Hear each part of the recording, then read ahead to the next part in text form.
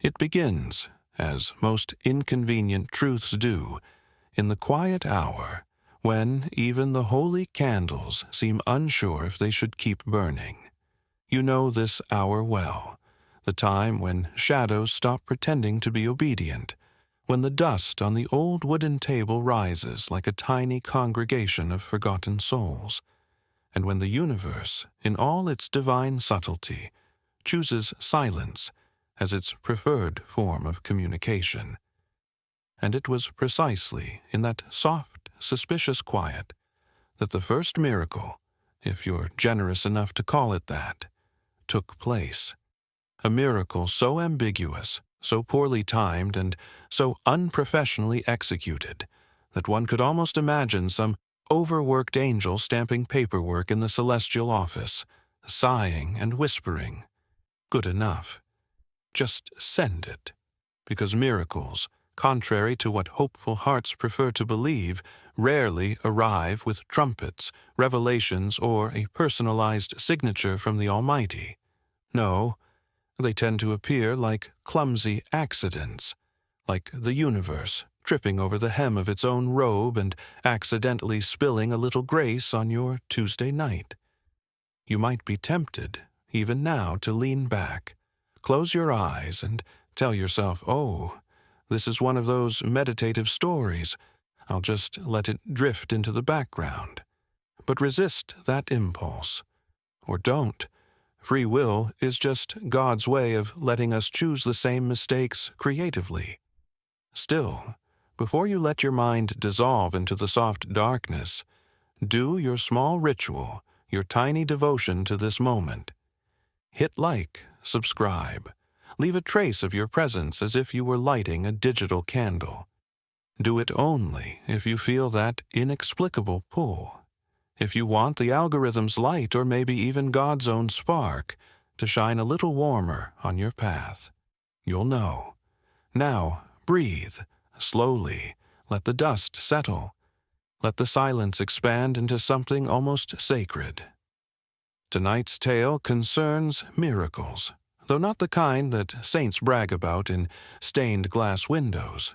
No, these are the other miracles, the ones God probably didn't sign off personally, the ones that look suspiciously like accidents, coincidences, or minor clerical errors in the cosmic archive. And at the center of all this uncomfortable wonder stands a man named, well, his name changes depending on who tells the story. In some scrolls he is Elias, in others he is Lorian, in others simply the sleepwalker of the sanctuary. Names have a way of slipping through divine fingers like incense smoke. But for the sake of narrative convenience and your drifting consciousness, we shall call him Elias, because it sounds holy enough to respect, but common enough to doubt. Elias was, at least at the beginning, a man of faith, a gentle faith, a predictable faith, the kind of faith that wears soft sandals and never argues with priests. He believed in miracles the way some people believe in expiration dates, vaguely, politely, and mostly when it was convenient. He lived in a monastery that wasn't particularly holy, but was certainly trying its best. And really, isn't that all we ever do? Its walls were thick with centuries of whispered prayers, half-finished confessions, and the lingering scent of incense that had soaked so deeply into the stone that even the spiders probably felt morally superior. And yet, despite this sacred backdrop, Elias would often find himself staring at the candle flames as if they were gossiping about him. He suspected they knew something he didn't, which, to be fair, is precisely the kind of paranoia faith requires to stay interesting. Outside, the night pressed against the stained glass windows like a forgotten question. Inside, the quiet dripped slowly, like wax from a candle trying not to melt too quickly. Elias felt it too, that hesitation in the air, that tremor inside the silence, as if the universe were taking a deep breath before revealing something uncomfortably honest. And so the story begins here, with a man who wanted miracles to be simple, predictable things, and a god, or fate, or randomness wearing a divine disguise, who preferred miracles that looked like cosmic accidents, because the truth is whispered best in darkness, and irony, holy irony, always arrives on time, even when nothing else does. So lean closer. Let the shadows curl around your thoughts.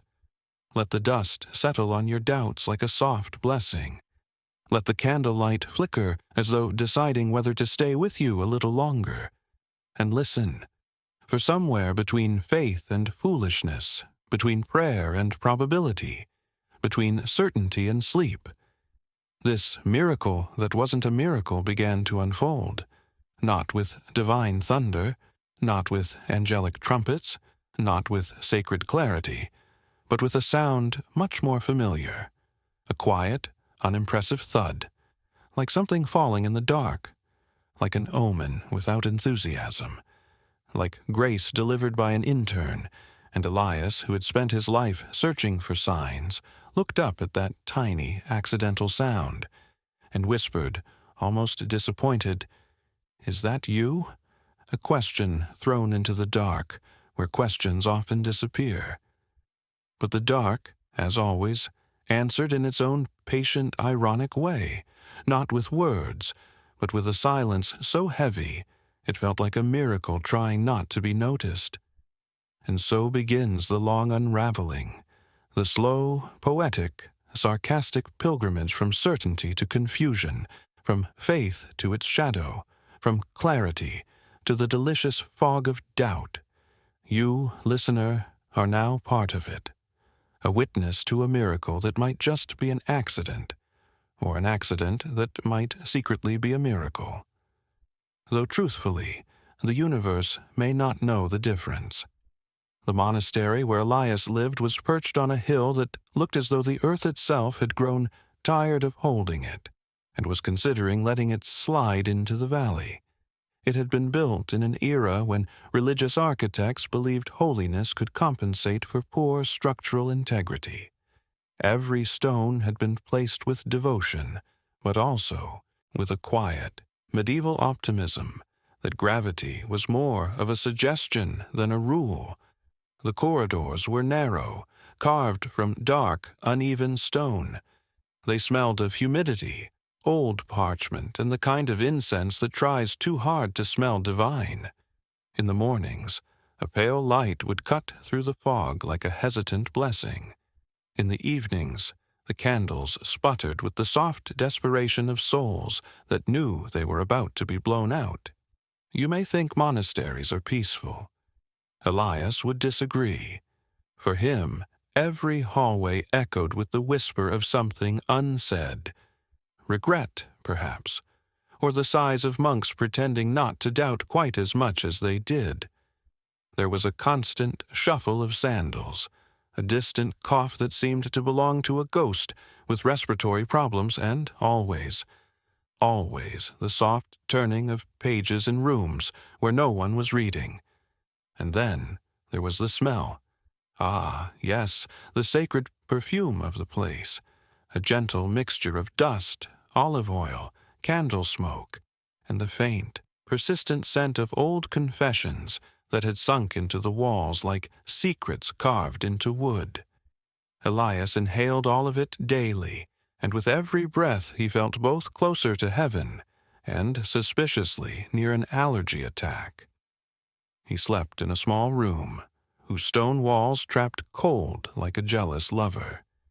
His bed was made of creaking wood, and a mattress that had apparently renounced comfort decades earlier in favor of character development. A single window framed the sky, sometimes clear, sometimes stormy, but mostly indecisive, which Elias found spiritually relatable. His morning routine was as ritualistic as it was ironic. He rose before dawn, not because he was holy, but because the monastery bells had no respect for dreams. He would wash his face with water so cold it felt like baptism via punishment. Then he would shuffle toward the chapel, rubbing sleep from his eyes, and wondering why the Almighty always chose such early hours for devotion. He prayed with the others, though prayed is perhaps a generous word. Elias often found his thoughts drifting like dust motes in the golden morning light, halfway between contemplation and a nap. His lips moved out of habit more than conviction. He recited the ancient chants with the same energy someone uses to read terms and conditions, politely, but without enthusiasm. And yet, he wasn't faithless, just practical. He believed in God the way people believe in weather forecasts, trusting the general idea but skeptical of the details.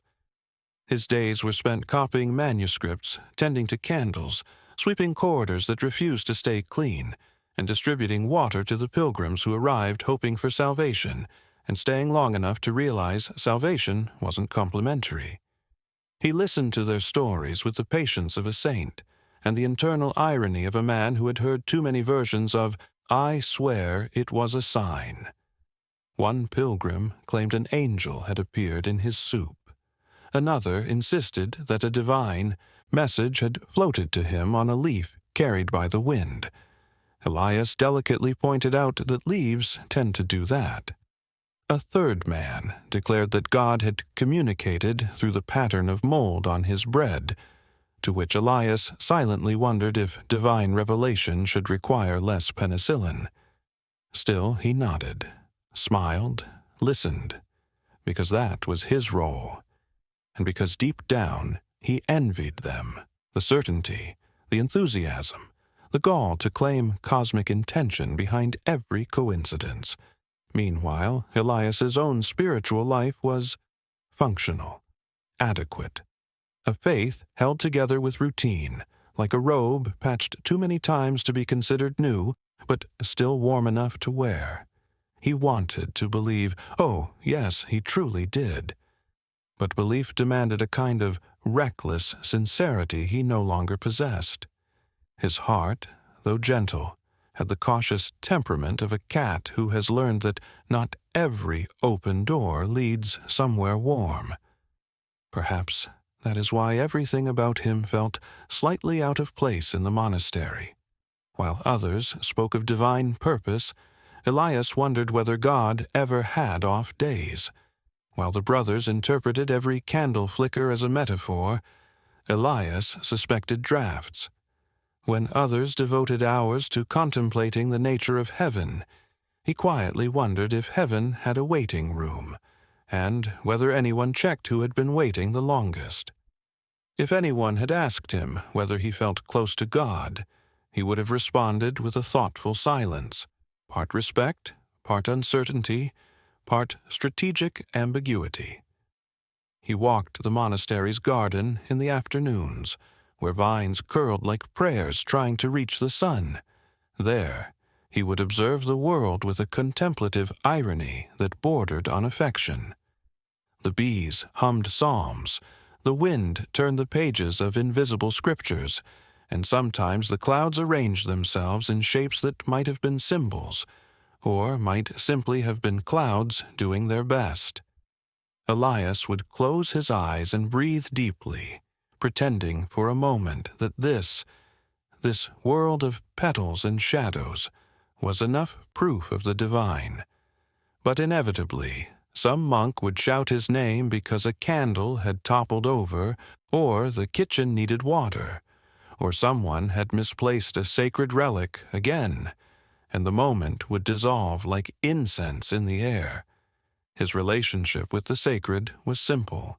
He believed, but not enough to brag about it. He doubted, but not enough to panic. Mostly, he existed in that soft gray area where devotion and skepticism hold hands like old friends who disagree on everything, but enjoy each other's company anyway. Tonight, though, on the night when the miracle that wasn't a miracle would drift into his life, the monastery felt different. The hallways seemed narrower, the shadows deeper, the silence heavier, as though some invisible presence were tiptoeing through the air, careful not to wake anyone except the one it wanted. Elias sensed it before he understood it, the way animals know a storm is coming, or monks know when someone has stolen bread from the kitchen. It was a subtle shift, like the universe clearing its throat. He paused at the threshold of the chapel. The candles flickered, not with the ordinary trembling of flame, but with the slow, synchronized sway of something considering a message. The incense curled into an unusually deliberate pattern, like handwriting made of smoke. And Elias, noticing all this, whispered to himself with dry amusement, "Ah, something's about to go wrong." Because nothing truly mystical ever arrived in his life without a hint of chaos. His world, for all its rituals and solemnity, had always been slightly misaligned, holy enough to demand reverence, absurd enough to require humor, quiet enough to encourage thought, noisy enough to distract from it. And now, as he stepped deeper into the dim glow of the chapel, the air seemed to thicken, not with fear, but with the pregnant, ironic tension of a cosmic joke waiting for its punchline. Elias, unaware of the role he was about to play, adjusted his robe, lit another candle out of habit, and muttered, "If this is a sign, it could at least be punctual." And somewhere in the unseen machinery of the universe, something shifted in response. A small sound, a ripple of fate, a minor divine clerical error about to rewrite his life. But Elias, devout in all the wrong ways and skeptical in all the right ones, simply sighed and continued sweeping the floor. Because in his world, miracles, if they came at all, never arrived looking divine. They arrived looking like accidents, and this one was no exception. Before everything unraveled, before the doubts slithered in like polite serpents, before the universe began sending messages in a handwriting only a drunk angel could read, Elias's faith sat comfortably inside him like a well-behaved guest. Not too loud, not too demanding, not too mystical. The kind of faith that wore slippers instead of boots. He believed in miracles. Oh, yes, he did. But the way people believe in supermarket discounts, with hope, with caution, and with the constant suspicion that the label had been misprinted. His faith was tidy, folded neatly like the robes he stacked on his wooden shelf. It didn't spill into his conversations or demand dramatic gestures. It didn't whisper to him at night or shake him awake with revelations. It simply existed, like background music in a chapel no one bothered to turn off. Elias prayed because it was expected, because everyone else was doing it, because it felt strange not to, and because silence, if left unfilled, tended to ask uncomfortable questions. He prayed in the mornings with the other monks, though half the time he wasn't entirely sure what he was praying for. He prayed for peace, though not enough to change his habits. He prayed for clarity, though he often suspected clarity was overrated. He prayed for sinners, though he frequently wondered whether sinners had more fun. When the bell rang for midday prayer, he moved automatically toward the chapel, like a moth returning to the same flame out of muscle memory rather than devotion. His footsteps echoed on the stone floor, rhythmic, predictable, almost meditative. And when he knelt, he did so with a quiet resignation, as if kneeling were less a spiritual act and more a polite gesture, like shaking hands with the Almighty. Sometimes, during prayer, Elias felt something warm rising in his chest, a flicker of tenderness, a soft shimmer of connection, but the moment he tried to interpret it, it drifted away like incense curling toward the ceiling. It wasn't exactly disappointment, just a gentle acknowledgement that spiritual feelings, much like fireflies, refuse to perform on command. Elias had once believed, naively perhaps, that miracles were like appointments. If you waited long enough, patiently enough, sincerely enough, the universe would eventually call your name. He imagined celestial schedules pinned to the walls of heaven, angels flipping through parchment calendars, whispering, "Let's see. Elias. Maybe next decade." But years passed, and the miracles that visited him were small, shy things, like the time he lost his sandal in a stream and found it downstream perfectly clean, or the afternoon a passing cloud shielded him from the sun just when he'd started to sweat. Nothing dramatic, nothing stained glass worthy, nothing that would make the saints lean forward with interest, just coincidences wearing cheap halos. And yet, Elias cherished them quietly, because in his gentle heart he believed that God might prefer subtlety. He believed in a creator who whispered instead of shouting, who nudged instead of pushing, who hid messages in the mundane, perhaps to keep things interesting, or perhaps because divine communication suffered from chronic understaffing. And so Elias listened, or tried to. He listened to the wind rustling through the cypress trees like pages being turned by invisible fingers.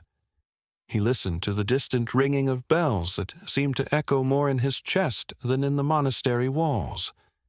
He listened to the soft crackle of candles, as though they were trying to stutter out ancient secrets. But listening, he found, was rarely the same as understanding. There were days when Elias felt almost holy, when the sunlight filtered through the chapel windows in just the right way, casting golden patterns that made him believe he was part of something bigger, something ancient, something luminous. On those days, he walked around with a quiet serenity, as though he'd found a small, private truth that didn't need to be spoken.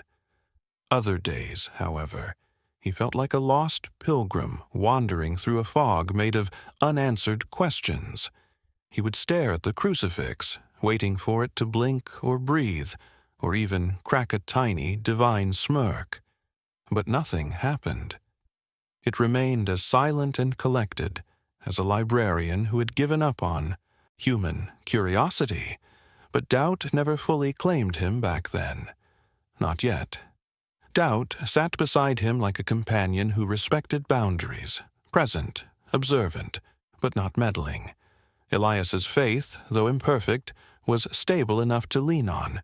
It was a walking stick, worn, uneven, not entirely reliable on steep paths, but still better than walking empty-handed. He believed, in a soft, practical way, that God had a plan. He simply suspected that the plan was written in handwriting no mortal could read. There were moments, quiet, fleeting ones, when Elias truly felt connected to something divine. In the stillness after rain, in the rhythmic chanting of the brothers during evening prayer, in the soft glow of candle flames reflecting on old wooden pews, in the rare, warm silence that settled over the monastery like a blessing that had arrived by accident but decided to stay. These moments weren't dramatic. They weren't revelations. They weren't miracles. They were enough. Enough to keep him believing. Enough to keep him hoping. Enough to keep him waking before dawn, even when he questioned whether dawn was worth the effort. But beneath that faith, beneath the gentle rhythms and quiet certainties, there lurked a subtle, unspoken truth. Elias was waiting for a sign he could not describe, but felt he would recognize instantly. Waiting for a whisper so clear it would silence all his questions.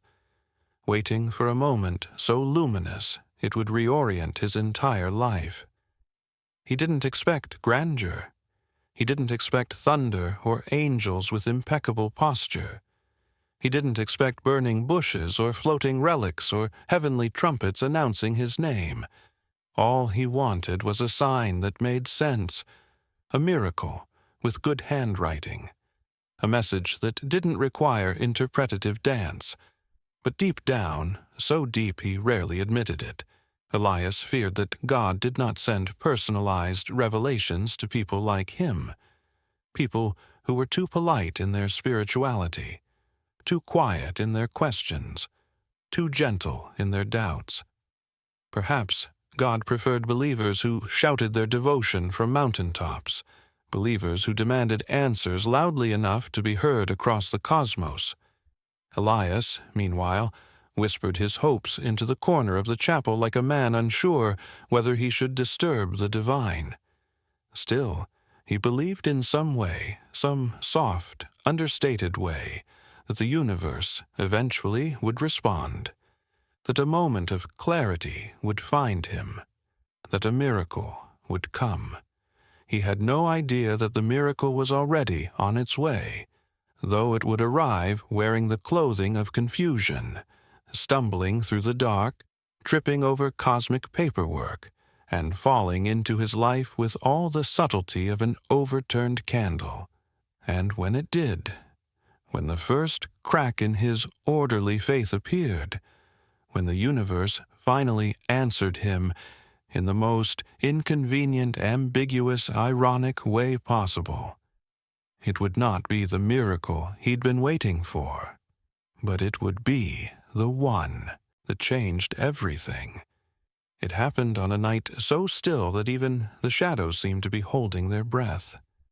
The air was thick with that peculiar type of silence that suggests the universe is conspiring, slowly, elegantly, and perhaps with questionable competence. Elias had finished his evening duties, closed the heavy chapel door with its familiar groan of antique resignation, and walked the dim hallway with a candle cupped in his hand. Normally, this stretch of the monastery comforted him, the muted hum of distant prayers, the faint scent of incense still clinging to the stones, the quiet dignity of a place too old to care about its own imperfections. But tonight, something was off, just the slightest shift, enough to make Elias tilt his head like a hound catching the scent of something not quite right. The monastery always carried its share of strange noises. Old buildings spoke like elderly monks, muttering, sighing, complaining softly about weather changes. But this was different. A faint rustle, like parchment being turned by a hand that wasn't really there, floated from the far end of the corridor. Elias paused, candle flame flickering as if trying to whisper, "Don't go." But curiosity, that eternal rival of faith, tugged him forward. He followed the sound, one careful step at a time, past the alcoves where forgotten relics rested in dusty silence, past the staircase leading to the library where ancient manuscripts slept under layers of spiderweb philosophy. The rustling grew clearer, yet strangely rhythmic, like someone gently flipping through pages not to read, but to listen to their turning. He reached the old storeroom door. Normally, it remained locked, not because it housed anything valuable, but because it housed things no one wanted to clean. Yet tonight, it stood slightly ajar, as if someone had left in a hurry or perhaps entered without permission. Elias swallowed. The air inside was colder than the hallway, smelling faintly of damp wood, old rope, and that sweet, dusty aroma that comes from objects long disused but stubbornly present. The candlelight pushed back the darkness just enough to reveal stacks of crates, bundles of worn cloth, and shelves cluttered with relics whose labels had faded into obscurity. And there, on the table at the center, lay a scroll, unrolled, as if waiting. Elias blinked, suspicious. He was almost certain he had rolled that very scroll up earlier in the day while reorganizing the storeroom. He remembered the way the parchment had crackled, the dryness of its edges, the faint ink traces that suggested it contained nothing more than supply inventories from decades ago. Oil, grain, candles, wheat. Nothing spiritual, nothing interesting. But now the scroll lay open, its edges weighted down by 2 small stones. The ink glistened faintly, as though freshly written. Elias stepped closer, the candlelight trembling with something that felt too intentional to be random. The writing had changed completely. What once listed barrels and sacks now displayed lines of calligraphy so elegant it felt alive, ink curves dancing like dark petals across the parchment. He leaned in, heart tapping a frantic rhythm against his ribs. The words were in no language he knew. Not Latin, not the local script, not any script he had ever copied in his scriptorium work. They flowed like water, looped like smoke trails, curved like vines reaching toward something unseen. Yet somehow, impossibly, he felt he understood them. Not literally, but as one understands a dream, intuitively, irrationally, with an unsettling sense of familiarity.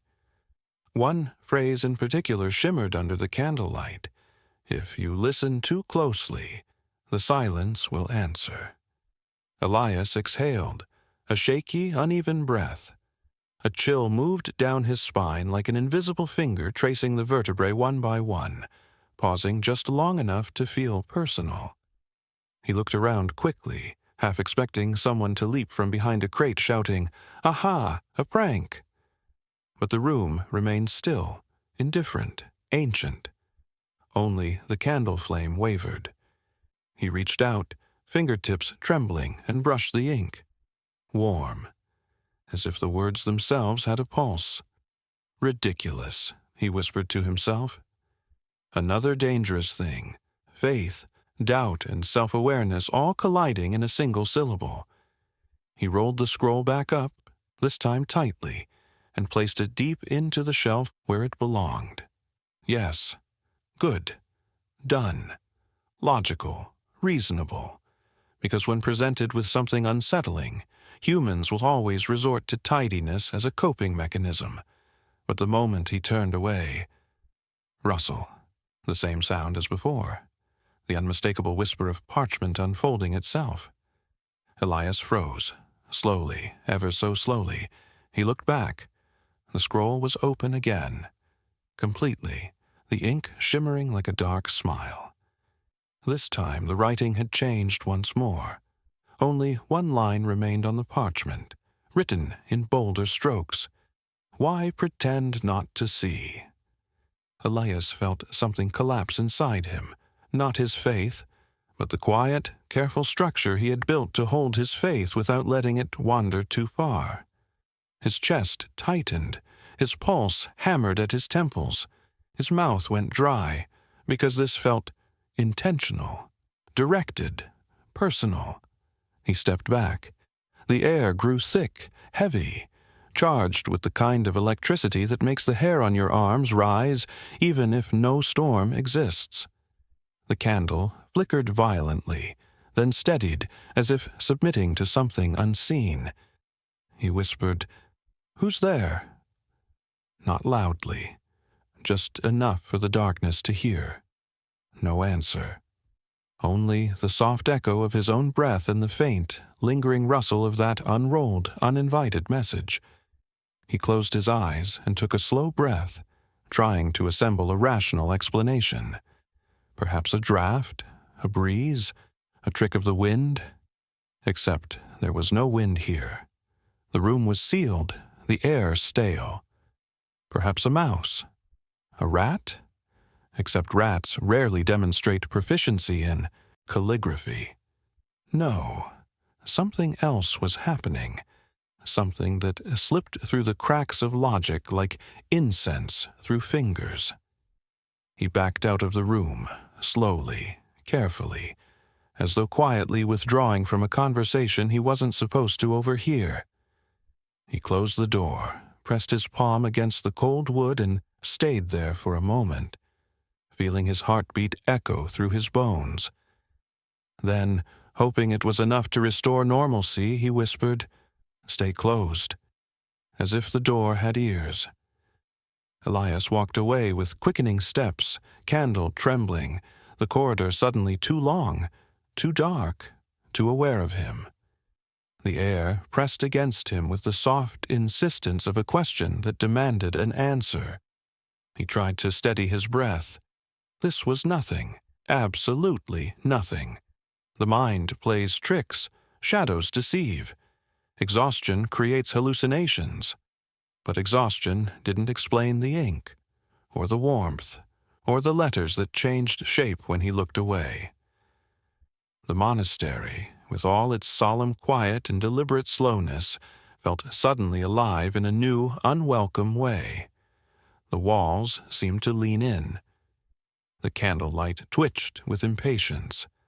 The stones under his feet felt less like solid ground and more like pages he was walking across. Pages that might, at any moment, decide to write him into a different story.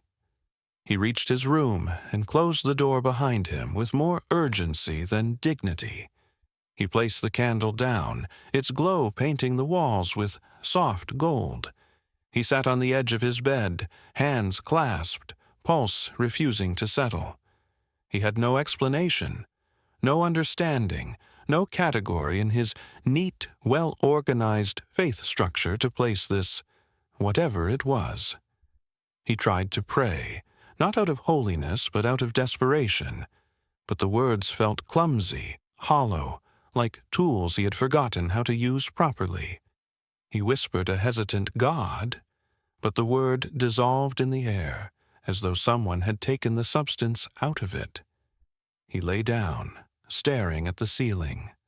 The stone overhead felt heavier than usual, pressing down on his thoughts, urging them to change shape.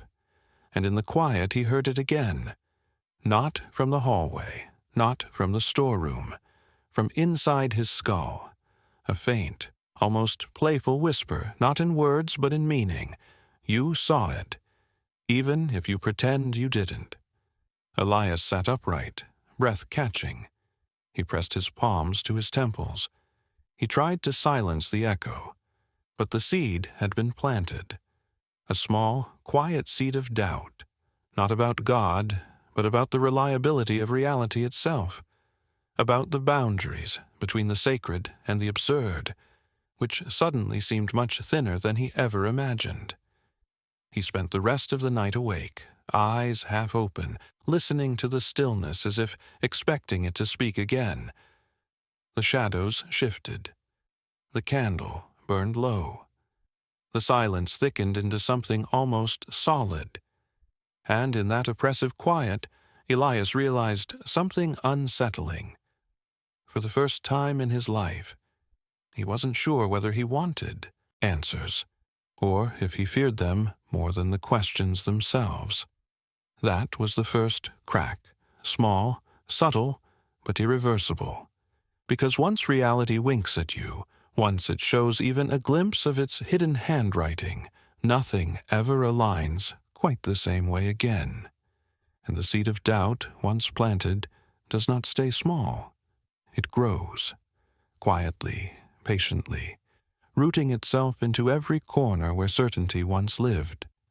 By dawn, Elias had decided firmly, heroically, and with the kind of confidence only a sleep-deprived monk can muster, that none of what happened the night before had actually happened.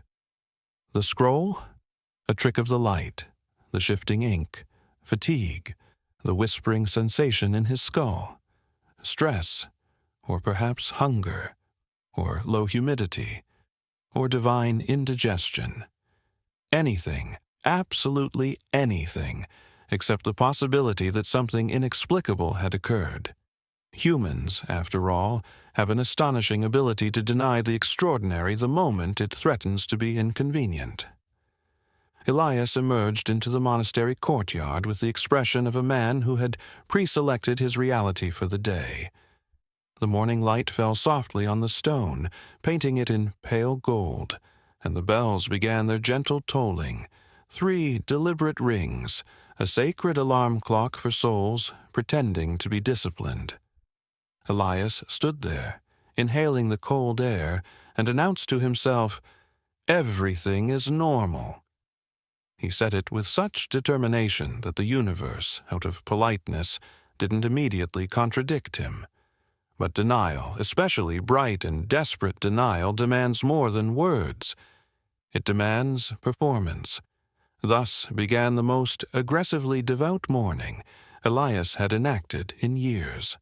He walked toward the chapel, not with his usual gentle shuffle, but with exaggerated purpose, as though auditioning for the role of monk most likely to be canonized by lunch. His sandals slapped confidently against the stone, echoing louder than dignity preferred.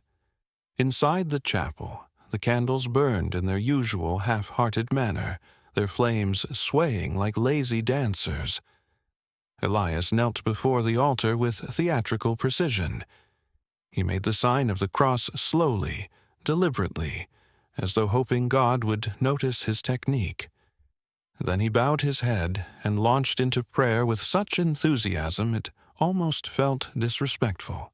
"Oh, Lord," he whispered louder than intended, "grant me clarity, grant me peace, grant me." His mind added quietly, "Grant me plausible deniability." He prayed so hard that his forehead almost met the stone floor. The other monks glanced at him, eyebrows raising in quiet confusion. Elias was not known for flamboyant piety. His sudden zeal triggered the same suspicion that arises when a person who never sweeps decides to clean the entire house. Something, clearly, was wrong. Brother Matteo, an older monk with eyebrows that communicated more than most sermons, leaned toward him and whispered, "Are you feeling well?" Elias smiled a bit too brightly, perfectly, wonderfully, spiritually optimized. Matteo squinted. "You prayed through the entire opening chant." "Yes," Elias answered, chest rising with artificial pride. "Dedication." "You were facing the wrong direction," Matteo corrected gently. Elias froze. "Ah, yes. That might have been an oversight." He turned himself around and nodded solemnly, as though this was all part of a larger spiritual choreography. The monks resumed their prayers, though several kept glancing at him in case he attempted another interpretive gesture of devotion. But Elias refused to be deterred. He intensified his denial. If the seed of doubt had been planted, he would simply smother it under layers of exaggerated faith. When prayer ended, Elias leapt to his feet before anyone else, nearly knocking over a candle in his enthusiasm, which would have been a miracle, albeit a disastrous one. He declared loudly, "I'll handle all the morning chores today." A monk dropped his broom in shock. Another nearly spilled the sacramental oil. Brother Matteo muttered, "The boy is unwell." But Elias was already sweeping the hallway with the vigor of a man trying to erase the memory of supernatural calligraphy. He scrubbed the floors, polished candlesticks, rearranged hymnals, dusted relics with excessive tenderness, as though divine attention might be hiding in the crevices of forgotten objects. He hummed while he worked, badly, off-key, but enthusiastically, and every time the word scroll tried to float into his mind like a guilty ghost, Elias would sweep harder, scrub faster, or mutter, "Not today, absolutely not today." He convinced himself that nothing unusual had happened because the alternative was simply too unsettling. In the normal rhythm of monastery life, bells, prayers, chores, silence, there was no room for ink that rearranged itself or parchment that disobeyed geometry. The universe, in his preferred schedule, behaved predictably. If it didn't, well, Elias refused to entertain the thought. But denial has a scent, a taste, a palpable weight. And the monastery, being ancient and perceptive, noticed. At midday prayer, as Elias recited chants with unnecessary fervor, the candles flickered violently, not in the charming way candle flames sometimes behave, but in a pattern too synchronized, too deliberate, too communicative. Elias kept his eyes closed, pretending not to notice, but even through his eyelids he sensed the pulsing of light. And then, just for an instant, the flames seemed to bend toward him as though being pulled by an invisible breath. A subtle tug, a curious tilt, a sign so gentle it felt almost embarrassed to exist. Elias did not open his eyes. He prayed louder. Brother Matteo shot him a worried glance. But the candles settled back into normalcy as if sighing, "We tried." After prayer, Elias practically sprinted to the scriptorium. If anything could restore his sense of order, it was copying. Manuscripts, those predictable, repetitive, harmless texts that required concentration but no interpretation. Copying soothed him. The ink obeyed. The letters stayed still. The world behaved. He dipped his quill, began the careful formation of letters, and focused on the delicate curves and disciplined lines. For the first time since the previous night, he felt something like peace begin to settle in his chest. And then, splatter. Ink bloomed across the page like a dark, blooming bruise. Elias jerked back. The quill had somehow released far too much ink in a single stroke, trailing a heavy blot that distorted the carefully copied sentence. Unsettling, but explainable. He frowned, cleaned the nib, and began again. Dip, stroke, line, and then splatter. The ink erupted once more, this time forming a peculiar shape on the parchment. Elias leaned closer. His pulse thickened in his throat. The stain resembled, imperfectly, vaguely, disturbingly, a single curved line, almost like handwriting, almost like the beginning of a word, almost like intention. He closed the manuscript, firmly, perhaps too firmly. The slam echoed through the scriptorium like a gavel announcing judgment. Across the room, Brother Raphael looked up. "Everything all right?" Elias forced a smile. "The ink is enthusiastic today." Raphael blinked slowly. "Ink is not enthusiastic." "Mine is," Elias insisted. Raphael stared at him in that patient way people do when conversing with someone who may be unraveling. "Perhaps you should rest." Rest. Yes, a rational suggestion. But denial, once ignited, burns hot. "I'm perfectly fine," Elias declared. He stood too quickly, nearly tripping over his own robe. He brushed invisible dust from his sleeves, straightened his posture, and walked out of the scriptorium with dramatic composure, despite Raphael's deeply skeptical eyebrows following him to the door. Outside, the wind shifted with a soft sigh, carrying the faint scent of rosemary from the monastery garden. Elias inhaled deeply, telling himself the freshness would clear his mind. The sun warmed the stone courtyard. The world seemed stable again, and for a moment he managed to believe he had regained control. He walked along the garden path, admiring the small herbs planted by generations of monks: lavender, mint, sage, thyme, plants that asked for nothing, expected nothing, demanded nothing. Plants that never whispered, never rearranged themselves, never questioned one's sanity. He knelt to inspect a sprouting rose bush, thorny, humble, honest.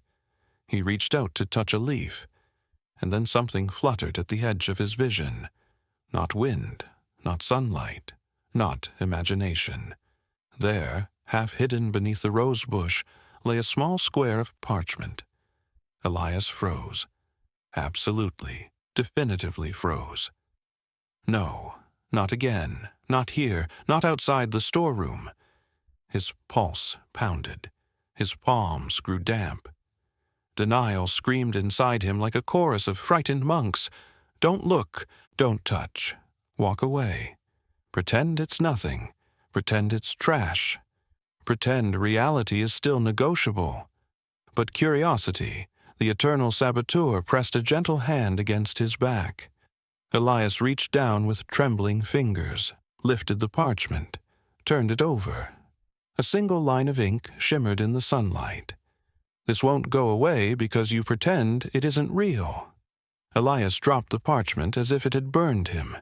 It fluttered back into the grass with an almost offended sigh. He stumbled backward, breathing unevenly, each inhale sharp, each exhale trembling.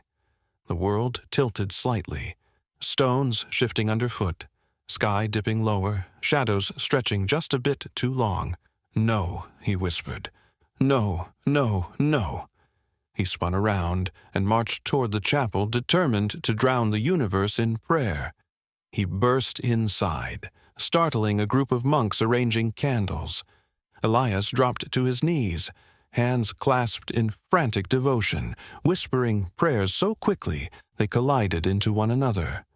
"Lord, grant me peace, grant me strength, grant me anything to stop this."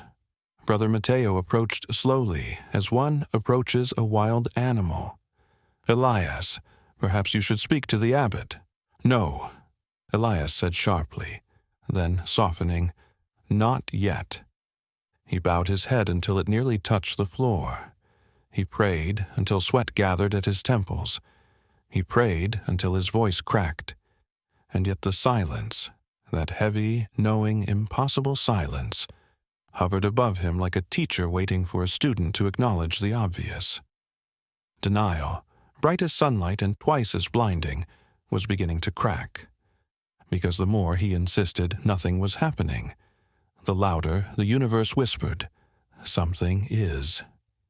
The mind has a particular talent for misinterpreting things, a talent refined by centuries of people staring at clouds and insisting they resemble divine beings, sacred symbols, or occasionally tax collectors. Elias knew this. He reminded himself constantly. And yet, as he walked through the monastery during the next days, reality developed a bizarre habit of tapping him on the shoulder, not hard enough to hurt, just enough to irritate. The first sign arrived deceptively simple, a loaf of bread. Elias was in the kitchen, slicing the morning ration for the monks. The bread was fresh, warm, golden, the soft scent of yeast drifting through the small stone room like a modest blessing. He cut the loaf in half, clean, perfect, symmetrical, beautiful, really. Then he sliced the left half into pieces, still normal, still acceptable, still comfortably within the range of earthly logic. But when he turned back to the right half, the loaf had a burn mark on its crust in the exact shape of a small, crooked face. Not an elegant face, not a majestic face, not a holy face that would inspire worship or pilgrimage. No. This face looked irritated, judgmental, like a baker annoyed that someone had requested gluten-free. Elias stared at it. The bread stared back. Silence filled the room, the kind of silence that waits to see who blinks first. He exhaled slowly, set the knife aside, and said, "No." Firm, final, authoritative. He closed his eyes for exactly 3 seconds, opened them again. The bread face still glared at him. He turned the loaf over. The face remained. He turned it sideways. Still there. He covered it with a cloth and held it there a moment, as if suffocating a hallucination. When he lifted the cloth, the face had shifted expression, just slightly, now appearing unimpressed rather than angry. Elias whispered, "You are bread." The loaf did not disagree, but it also did not change back. He served it to Brother Ignacio, who ate it without noticing any divine or demonic features, though he did pause once and say, "Strange, this piece tastes disappointed." But he ate it anyway, because monks ate everything with resignation. That should have been the end of it. But the universe, once it starts winking at you, rarely stops after one wink. Later, that same afternoon, Elias was assigned to replace the candles in the chapel. A simple task, safe, predictable. Candles, after all, are famously obedient. They sit silently, burn quietly, and rarely exhibit opinions. He knelt before the altar, gathering the old wax stubs, when a particular candle caught his eye. Its melted form curved strangely, almost deliberate. The top had dripped in such a way that it resembled a tiny hand, pointing upward. Not accusingly, not urgently, more like a bored soul trying to get someone's attention with mild annoyance. Elias picked it up, examined it, turned it, squinted. Yes, definitely a hand. A pointing hand. Pointing at what? Nothing in particular, just pointing for the sake of pointing. He sighed, placed it aside, and grabbed the next one. This candle's wax had melted down one side to form the shape of a question mark. A large one, a bold one. A question that seemed to hover without grammar or explanation. Elias whispered, "Very funny." The candles remained unamused. He gathered them all into a basket, determined not to see anything more, because interpreting wax had never once been listed in his monastery duties. But as he turned away, he noticed something peculiar. The candles in the basket had rolled into a pattern, a circle, and in the center of that circle lay the question mark candle. He stepped back. No. His voice wavered, but he insisted anyway. No. He walked away quickly, leaving the candles to their existential choreography, and told himself that patterns were normal. That wax did strange things. That coincidence was not a crime, but coincidence, as it turns out, has a sense of humor. That evening, the clouds gathered over the courtyard, thick, heavy, swollen with atmosphere. The monks went about their tasks while Elias paced beneath the cloister arches. He repeated a mantra to himself, "Stay normal, stay calm, stay oblivious." But the clouds, traitorous beings, refused to cooperate. At first, he thought he imagined it, the way the clouds shifted, curled, coiled above the monastery roof. But no, his imagination was simply not that creative. The clouds formed a shape, a massive, slow, thoughtful shape.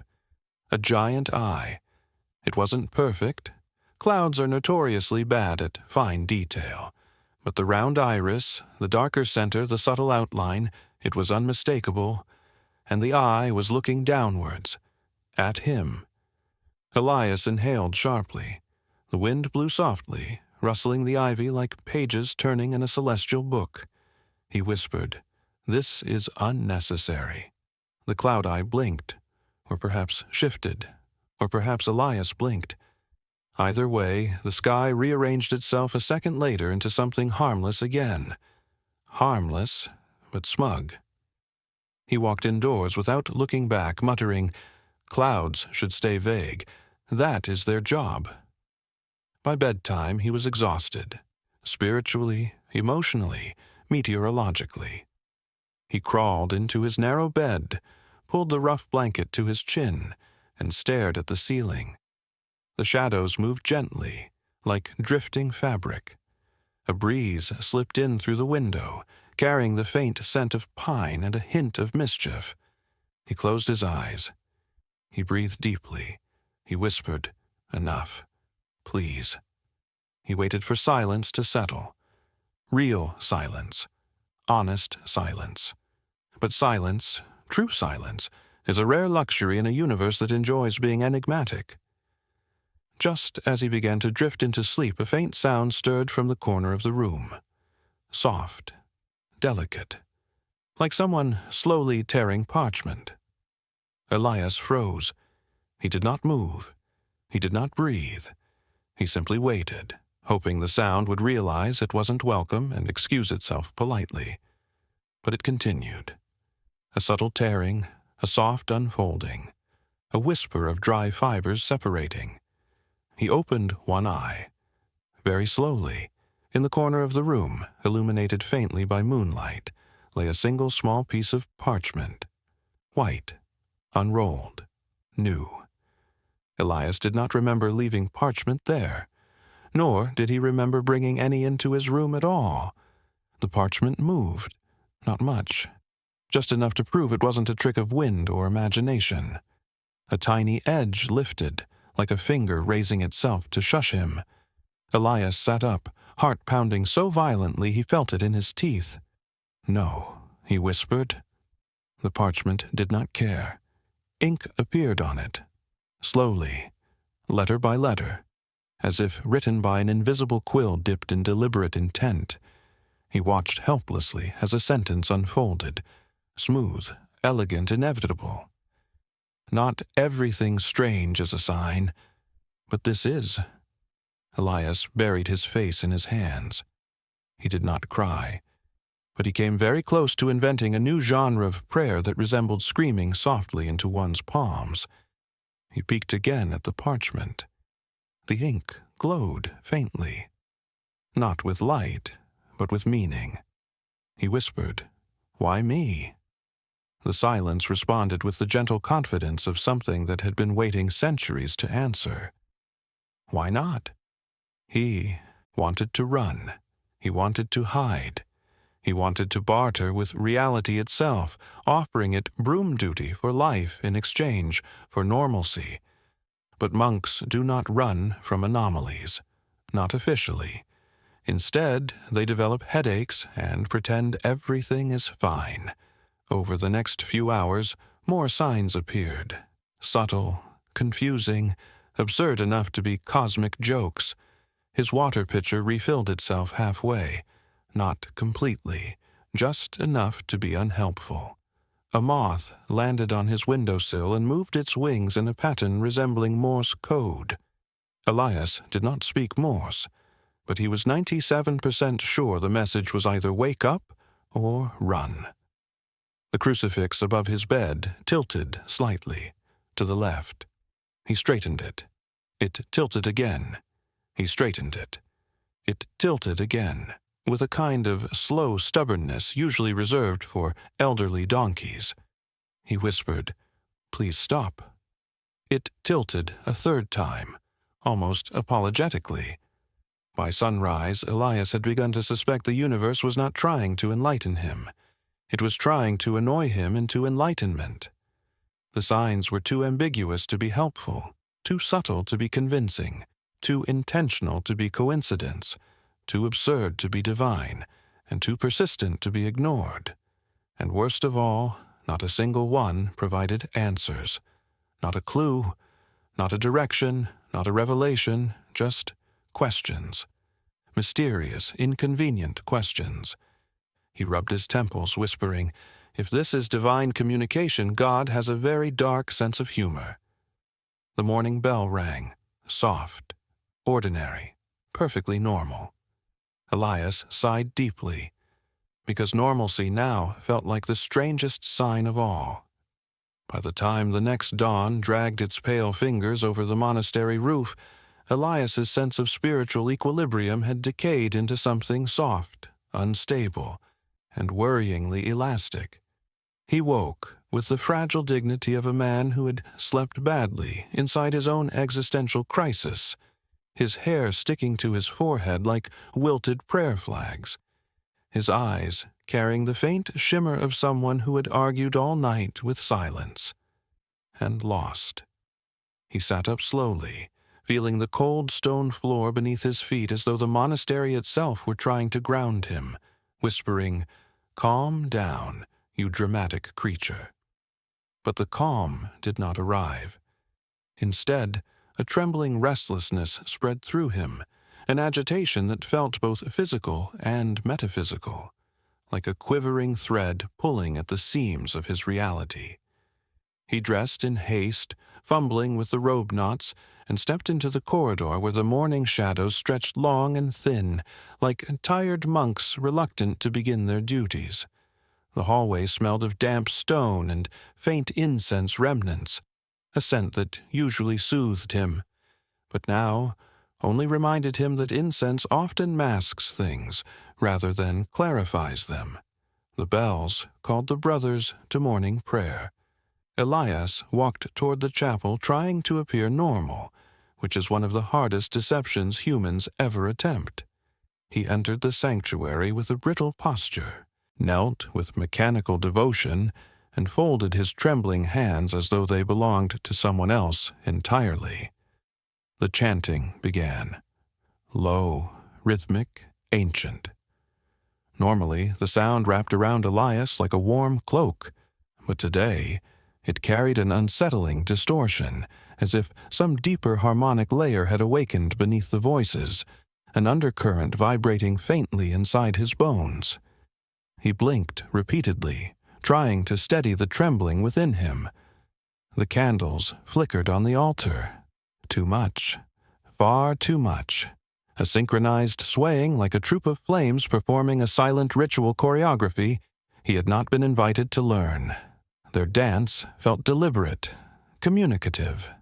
Elias fixed his gaze on one candle, narrowed his eyes, whispered internally, "Stay still. Please just stay still." It did not. It flared, brightly, sharply, just for a heartbeat, then returned to normal, humming its tiny flame song as if nothing had happened. He inhaled sharply. Brother Mateo glanced sideways at Elias with an expression that hovered between concern and suspicion. Another monk, Brother Raphael, frowned mid-chant, stumbling on a syllable as he noticed Elias's trembling shoulders. Elias tried to pray harder, as though volume could drown out strangeness. But his thoughts slid around uncontrollably, slippery and frantic, like frightened fish in a too small bowl. He whispered the prayers, yet his mind murmured its own frantic translations. Lord, have mercy, became Lord, explain yourself. Grant us peace became grant me Emmanuel. Guide us through the darkness became stop sending me cryptic breadcrumbs. When prayer ended, Elias remained kneeling long after the others had risen. His breath came shallow, his shoulders strained. It felt as though his entire being were slowly unmooring itself, drifting away from the calm center he once believed he possessed. Brother Mateo approached quietly. "Elias," he murmured, "are you unwell? You seem unsettled." Elias forced a smile that looked more like a grimace. "Unsettled? Oh, no. I'm perfectly." His voice cracked, betraying the tectonic instability beneath his ribcage. "Fine." Mateo gently placed a hand on his shoulder. "You are trembling." "I'm cold," Elias lied, though sweat trickled down his spine. Mateo gave him a long, worried look, then whispered, "Perhaps speak to the abbot." But Elias could not. He could not confess that reality seemed to be misbehaving, that candles performed interpretive dance, that bread developed facial expressions, that parchment rewrote itself with messages dangerously close to intelligent thought. He feared the abbot would mistake it for spiritual hysteria, or, worse, believe him. And if the abbot believed him, that would confirm the nightmare, that something had indeed changed, and Elias had been selected. Why him? For what exactly? Revelation? Punishment? Divine comedy? He stood abruptly and bowed to Mateo before walking out of the chapel, trying not to look unhinged. But the moment he reached the corridor, his composure crumbled slightly around the edges. He pressed his palms against his face, exhaling slowly, as if he could push his thoughts back into some orderly formation. He walked toward the courtyard. The sunlight was gentle, filtered through morning haze. Birds chirped, leaves rustled. Everything looked deceptively normal, like a stage set where the actors had stepped behind the curtain, waiting to leap out with the next uncanny sign. He sat on a stone bench beneath an ancient cypress tree, whose branches swayed like tired arms. He closed his eyes and whispered, Please, stop. To the universe? To his own mind? Hard to say, but the universe did not comply. Not today. Not when it had already committed so thoroughly to this cosmic prank. Behind him, a soft creak cracked through the quiet air. Elias turned, heart thudding, expecting he didn't know what. Something dramatic, something unmistakable, something terrifying. It was a door, a simple wooden door leading to the monastery library, closed, still, but it creaked again, slowly, opening an inch. Elias stared at it for a long moment. The breeze was mild, insufficient to force the heavy door.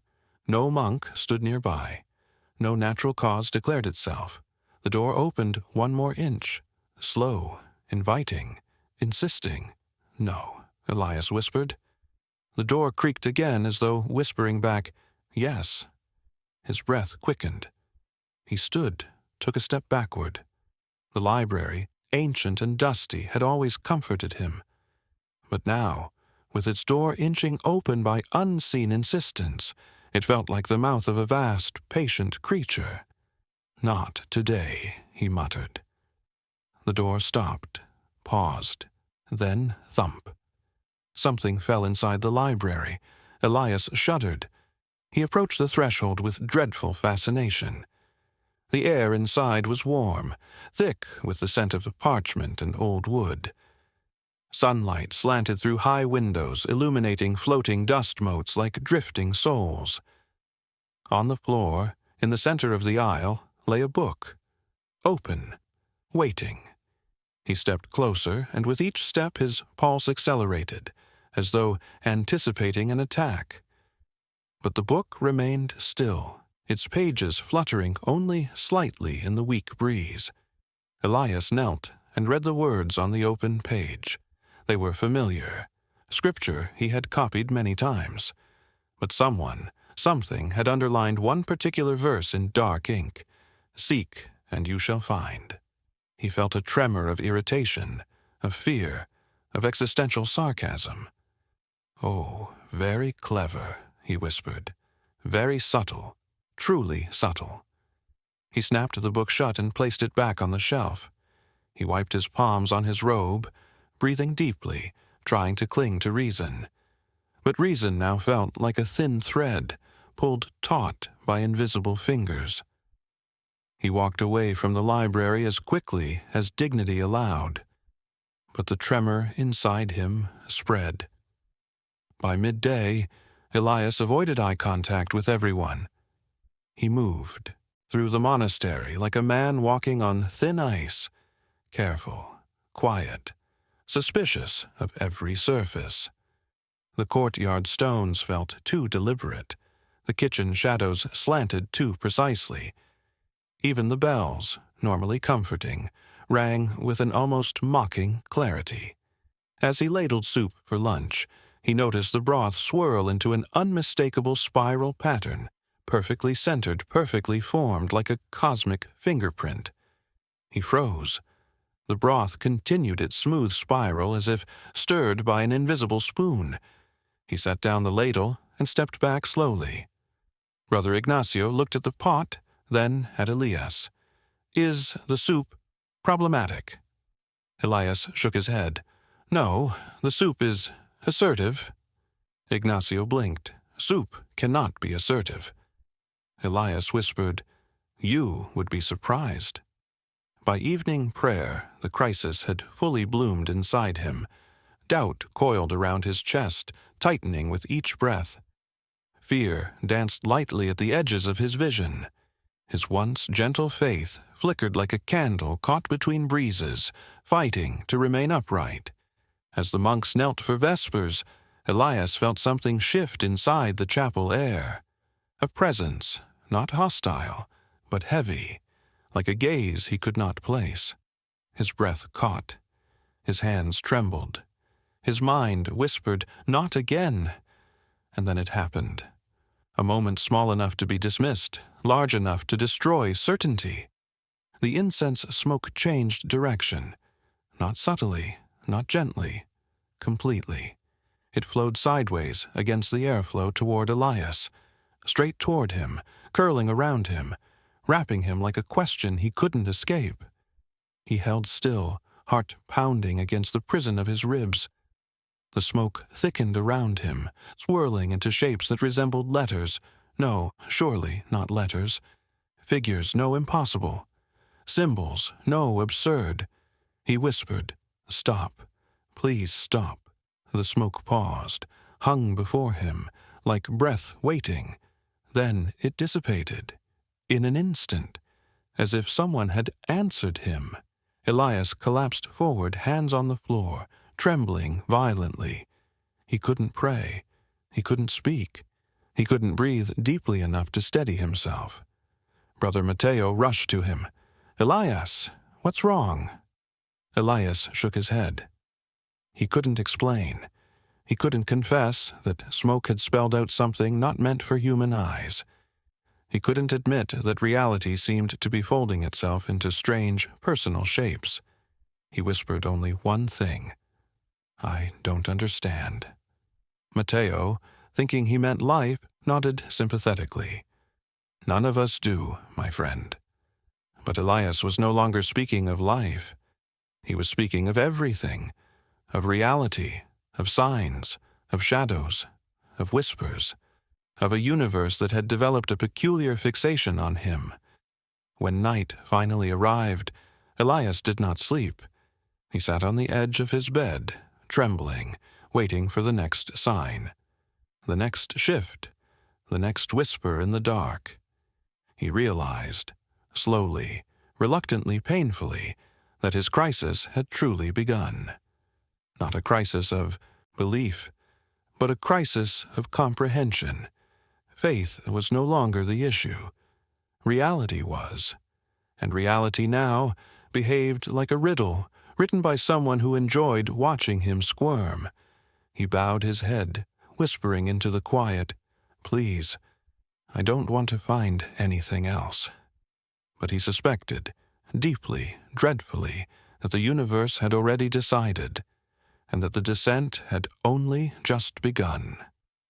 Night arrived with that slow, ceremonial heaviness that only monasteries seem to understand, an ancient kind of darkness, thick and velvety, settling over the stones like a cloak worn by centuries of tired prayers. Elias sat alone in his room, the single candle on his table flickering with the nervous energy of a creature that knew it was not built for the things it was about to witness. His hands trembled on his lap. His breath came shallow. His thoughts circled him like wolves, each one hungrier than the last. He told himself he was overreacting, that all the strange signs, the bread with a face, the dancing candles, the cloud that blinked, the assertive soup, were simply coincidences joined together by exhaustion and imagination. Humans are excellent at stringing random things into terrifying necklaces. Elias was unfortunately gifted at it, but the room disagreed. It watched him. The walls leaned in like curious elders. The shadows gathered in corners with exaggerated interest. Even the candle flame swayed in a way that felt less like movement and more like anticipation. He whispered to himself, "Please, stop thinking." But the thoughts did not. They never do at the edge of unraveling. He lay down on his narrow bed, pulling the rough blanket over his chest, trying to anchor himself to something physical. The stone beneath him felt colder than usual. The air around him seemed too still, too deliberate, as if everything in the room had paused, waiting for the exact moment he would fail to hold himself together. And then, as it often does at the worst possible time, the mind betrayed him. A memory surfaced, one he had not invited. He saw himself as a child, kneeling in the small chapel of his village, staring at the stained glass window depicting a saint he could never remember the name of. He remembered believing, truly believing, that the world was held together by the gentle hands of something benevolent, that miracles were little gifts sprinkled over the earth like breadcrumbs, that faith meant safety. But now miracles looked suspiciously like stress-induced hallucinations, and breadcrumbs led only deeper into confusion. His pulse quickened. He closed his eyes. He tried to sleep, but consciousness clung to him stubbornly. Minutes passed, or hours. Time had lost interest in precision. Then a sound, soft, like fabric dragging across stone, a gentle shh, as if something were moving on the floor. Elias's eyes flew open. He sat upright, heart slamming against his ribs. The candle flickered violently. The shadows trembled. The room held its breath. Elias whispered, "Who's there?" A pointless question, the kind asked by people who don't want answers. The sound came again, closer now, a whisper of movement, neither threatening nor comforting, just present. He leaned forward, holding the blanket against his chest as though woven wool could defend him from metaphysical absurdity. His eyes adjusted to the dark. There, near the foot of his bed, lay a piece of parchment.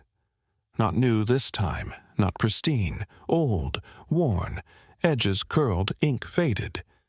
And worst of all, he could see, even in the dim light, that it was moving.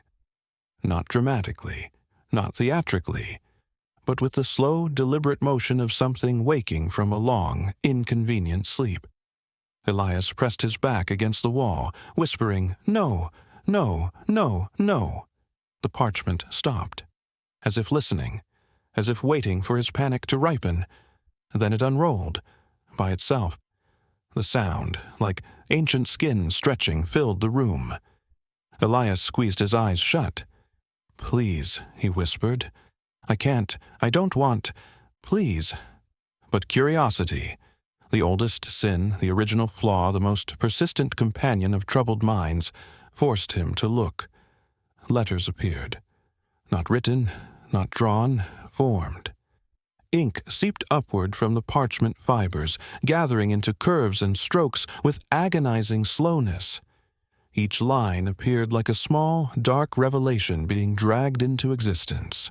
Elias watched, horrified, transfixed, trembling so much that his teeth tapped softly together. When the ink finally settled, the words, simple, terrible, unambiguous, gleamed in the dim candlelight. "Stop pretending you don't see me."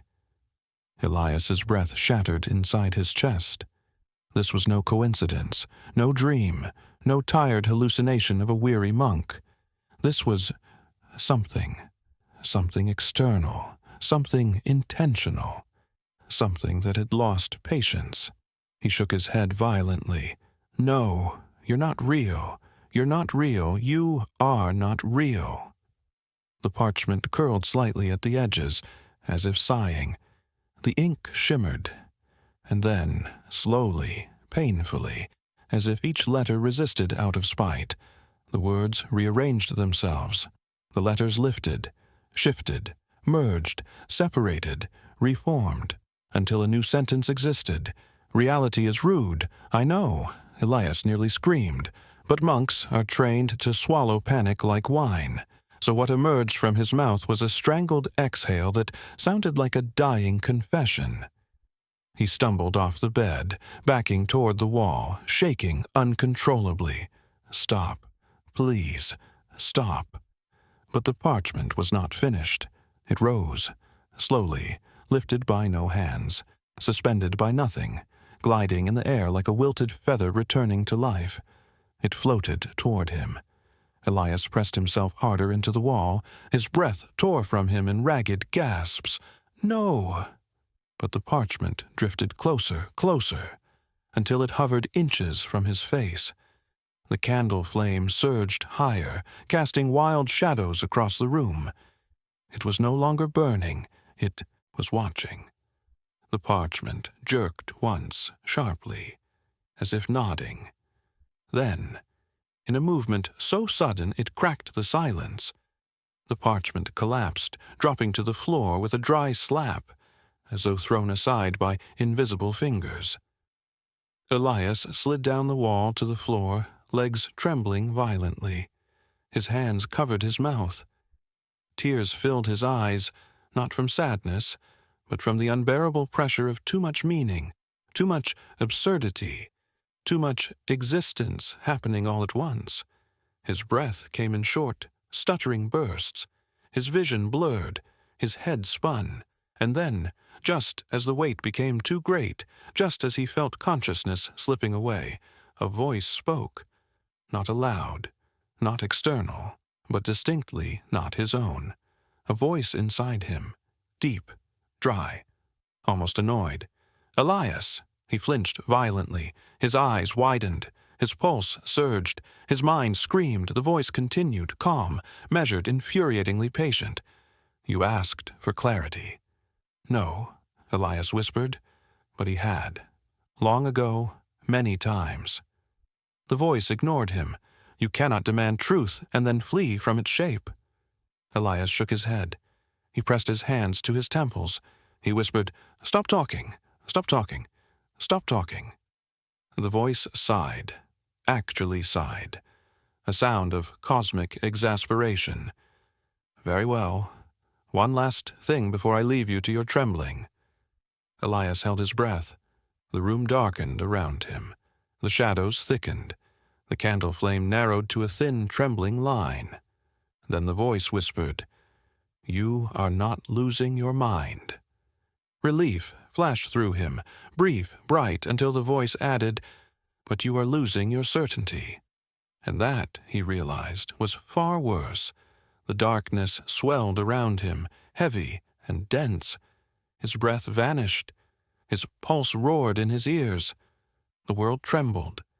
Then, all at once, everything snapped. The candle extinguished. The shadows folded inward. The floor tilted beneath him. The room spun. His consciousness broke open like a fragile vessel. And Elias fell into a vision. Not a dream, not a hallucination. A rupture, a tearing open of the boundary between what he knew and what he feared. He saw a vast, endless expanse of darkness, but not empty, filled with shapes, some divine, some absurd, some incomprehensible, all watching him, waiting, whispering. He saw lines of light twisting like serpents. He saw floating script that wrote itself, then dissolved. He saw faces like stars. He saw symbols unfolding like wings. He saw himself, small, trembling, standing on the edge of a truth far too large to carry. And then everything collapsed. He woke, sprawled on the floor of his room, gasping, drenched in sweat, trembling uncontrollably. The candle was out. The parchment was gone. The night was silent, too silent. He whispered a single word into the darkness. Fragile, desperate, broken. Why? But the silence had finally run out of answers. And Elias knew, coldly, clearly, terribly, that something inside him had shattered. Not his faith, but the illusion that faith protected him from mystery. The morning after the break, or whatever it was, that silent explosion of meaning inside his skull did not arrive with trumpets, or a sense of grand resolution, or even a decent sunrise. It drifted in gently, like a guest who wasn't sure they were invited. The first light slid through the narrow window of Elias's cell and lay itself across the floor. Indifferent, faint, and perfectly ordinary. It felt like an insult. For a moment, he didn't move. He lay on the cold floor where consciousness had abandoned him hours earlier, his cheek pressed against the stone, as if he were listening for wisdom in the foundation. His body ached in too many places at once to choose just one. His throat felt dry and raw, his eyes heavy. His mind, curiously, was quiet. Not the peaceful quiet of serenity, but the stunned quiet of something that had fallen from a great height and was still trying to understand how many pieces it had landed in. He opened his eyes slowly. The room stared back at him, innocently. The walls were merely walls again. The shadows were just shadows, no longer whispering conspirators. The candle on the table was a small, charred stub, a corpse of light. The parchment was gone. Of course it was. That was the thing about miracles that sound like accidents. They rarely stay for the part where you have to explain them to anyone. He pushed himself up, wincing as his muscles protested. He sat on the edge of the bed, elbows on his knees, hands hanging loosely. For several long seconds, he simply breathed. Each breath a negotiation between his lungs and his chest, which now felt too fragile to contain anything as heavy as air. Silence wrapped around him. Not the crowded silence from the night before, thick with presences and ink and invisible voices. No, this was a different silence, thin, dry, echoing, the kind of silence you find in a room right after a storm leaves, when everything is still technically standing but nothing feels quite the same. You know that kind of silence.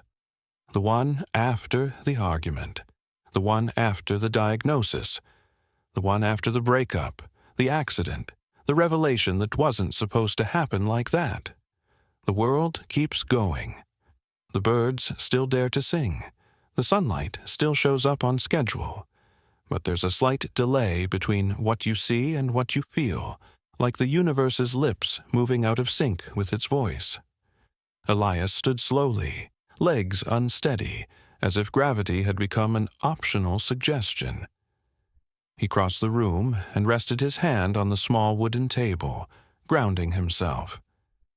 The surface was smooth under his fingertips, carved by time and indifference.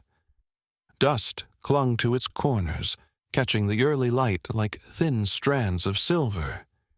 He ran his thumb across the grain and thought absurdly, "This is real. At least this is real." Then another thought arrived, quieter, more dangerous. Or so it claims. He splashed his face with cold water from the basin, and the shock of it barely registered. His reflection in the metal pitcher looked emptied, not broken exactly, just as if someone had carefully taken the interior pieces of him, rearranged them, and forgotten to put a few back. His eyes were deeper, darker, staring at him as though he were a stranger who'd borrowed his life without permission. He whispered to his reflection, "You look like someone who knows too much and understands nothing." It didn't argue. The bells rang in the distance, soft, measured, annoyingly punctual, calling him to prayer, calling everyone to prayer as if nothing unusual had happened during the night, as if the universe did not occasionally rearrange the boundary between sane and not sane, just to see what would happen. Elias dried his face with the rough cloth and stepped into the hallway. The monastery felt hollow, not empty. People were moving, sandals shuffling, voices murmuring, but hollow, as if someone had carefully scooped out the insides of reality, leaving only the surface structures, stone walls, worn floor, faint smell of old incense. All there, all intact, all slightly wrong. He walked slowly toward the chapel, passing niches that held statues of saints, their faces carved in expressions of distant serenity. Today, their serenity irritated him. It felt impolite, almost smug. You never had to deal with floating parchment, he muttered under his breath as he passed one of them. The stone didn't respond, which of course was the most suspicious thing it could possibly do. The chapel door creaked open with its usual dignified complaint. The interior glowed softly with candlelight, sunlight slipping through colored windows to paint shards of red and gold on the floor. The other monks were already there, kneeling, heads bowed, hands folded, their silhouettes steady and undisturbed. Elias stepped inside and felt, with unsettling clarity, like someone entering a play in which everyone knew their lines except him. He knelt in his usual place. His knees landed on the familiar groove in the stone, carved by repetition and time. He bowed his head. The words of the prayer rose around him, a well-memorized script his lips could have followed even if his mind didn't. And his mind didn't. Where before there had been scattered panic and restless confusion, there was now an echo, a dull reverberation where faith had once sat, humming quietly like a candle flame in his chest. It wasn't gone, exactly, just very, very far away, as if his faith had taken a long walk into the desert and left him a politely worded note. Back later, don't wait up. He tried to pray. He formed the words, Our Father. The phrase landed in his mind with all the emotional resonance of a grocery list. Who art in heaven? He could almost see it. The vast celestial bureaucracy, shuffling papers, misplacing miracles, stamping approvals on weather patterns. Somewhere in the cosmic office, someone had stamped his file with something messy and illegible, and then gone on break. Hallowed be thy name.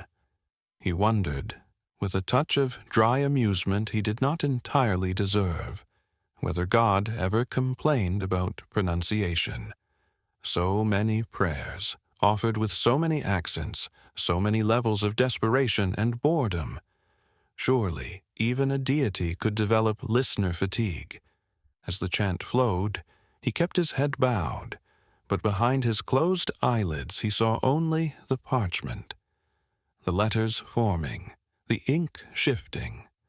The words that had told him, you are not losing your mind, but you are losing your certainty. He might have preferred the opposite, frankly. Certainty had been such a loyal companion, predictable, comfortable, a good roommate. It kept things tidy. It knew where to put God, where to put questions, where to put the parts of himself that didn't fit with the choir's harmonies. Now everything seemed unlabeled, shelves overturned. Still there, but in the wrong places. When the prayer ended, he did not rise immediately. He stayed kneeling until the last echoes of the chant faded, leaving behind the soft buzz of silence. The kind of silence that feels like it might say something if you stare at it long enough. It didn't. He finally got up and slipped out of the chapel quietly, avoiding eye contact. The corridor outside was dim, lit by a few weary candles that seemed to be trying their best despite limited resources. The air tasted dry, slightly metallic, as though someone had stirred dust and old memory into it. He walked to the small courtyard. The sky was a washed-out blue, thin and tired. Birds hopped along the stone ledge, pecking at invisible crumbs. A breeze moved through the cypress trees, stirring their branches with a sound like pages turning in an abandoned book. He sat on a low stone bench and stared at the ground. Dust lay there in small, unremarkable patches, gathered in corners, clinging to cracks, obeying no pattern. Just dust. Older than him, older than the monastery, older than every prayer whispered between these walls. It was oddly soothing. Dust did not care about miracles. Dust did not interpret visions. Dust did not demand meaning. It simply existed, patient, indifferent, waiting to settle on whatever passed beneath it. He scuffed his sandal against the ground and sent a small puff of dust upward. It rose reluctantly, then dropped again, as though trying to remind him, this is what everything becomes. Even parchments, even monks, even certainty. He leaned back against the wall behind him, letting his head rest. There, in the quiet courtyard, surrounded by stone and sky and the slow breathing of time, the storm inside him finally began to ease, not because something resolved, but because he had simply run out of energy to resist it. If the previous night had been the breaking, this was the aftertaste. The strange thing about reaching a breaking point is that once you pass it, there is a strange, almost obscene calm. You cannot worry as intensely. You cannot fear as sharply. The mind, having exhausted its full repertoire of panic, begins to hum a lower, steadier note. You've probably felt it yourself. That moment when you realize things are too far gone to manage, and suddenly, bizarrely, a kind of grim peace appears. Not because things are better, but because they are obviously not. Elias felt that now. He realized, slowly, painfully, with quiet clarity, that he no longer had the strength to deny anything. The signs, the parchment, the voice, the vision. They had happened. They were ridiculous. They were terrifying. They were unnecessary. And yet, they were real, or as real as anything else which was at the moment not a comforting comparison. He exhaled long and slow, watching his breath leave him in a faint cloud in the cool air. It vanished almost immediately. "Is this how it works?" he whispered. "You tear everything open, and then you vanish." His words were swallowed by the courtyard, absorbed into stone. No reply came. No wind shivered dramatically. No holy echo repeated his questions back at him in reverse. And that, somehow, was worse than any moving parchment. The silence after the storm is not a friendly thing. It is not gentle. It sits with you, implacable, letting you feel the full weight of what has occurred. No lightning, no thunder, just the slow realization that you cannot go back to the person you were before. He closed his eyes. Images flickered. The bread face, the candles, the cloud eye, the library door, the smoke curling toward him, the parchment with its dry wit and impossible ink. Beneath all that, older images. The child in the chapel, the first time he felt the soft warmth of prayer, the simple certainty that someone was listening. Where had that child gone? Where had that God gone? Or had something else arrived between them, crowding the space with noise and symbols and confusion? He didn't know. What he knew, what he felt in every tired bone, was that something inside him now stood in ruins. Not the monastery, not the rituals, those remained. But the inner architecture that had told him this is how things are, had collapsed overnight. And here he was, sitting in the debris, surrounded by invisible dust. The irony did not escape him. The story of any good believer, he thought, should involve some noble test of virtue. Temptation resisted, sacrifice embraced, persecution endured. He had instead been ambushed by metaphysical stationery. He would have laughed if he weren't so tired. You, listening now, half fading into sleep, might imagine that in this moment he reached some profound conclusion, some neat philosophical knot tying everything together. But that's rarely how it works. Instead, he just sat there, breathing, blinking, existing. He ran a hand over his face and felt the roughness of his unshaven skin. He felt the slight tremor in his fingers. He felt his own fragility sitting beside him like an unwelcome guest. He muttered softly, "I don't know what you are doing." The you was vague. God, the universe, his own subconscious having an extremely theatrical breakdown. He wasn't sure. He continued quieter now, more like a confession than a complaint. "I don't know who I am in this anymore. If the world had been kind, something small and comforting might have happened then. A warm breeze, a bird landing near him, a leaf drifting gently onto his shoulder. Something he could interpret as reassurance if he wanted. Nothing happened. The sky remained plain. The air remained cool. The dust remained dust. Elias let his head fall back again, eyes half closed, feeling that peculiar blend of emptiness and overload, the way you feel after crying too long, when there are no tears left, just a dull ache and the faint sense that your body has kicked you temporarily out of the emotional vehicle. He stayed like that for a long time. At some point, he noticed the faint smell of smoke from the chapel, where candles were being replaced. It drifted across the courtyard, thin, gray, harmless, a ghost of fire without its heat. Ash and dust, he thought. That's all anything becomes. Candles, certainties, visions, ink, burn long enough, and you're just residue. Even miracles eventually collect as ash in someone's memory.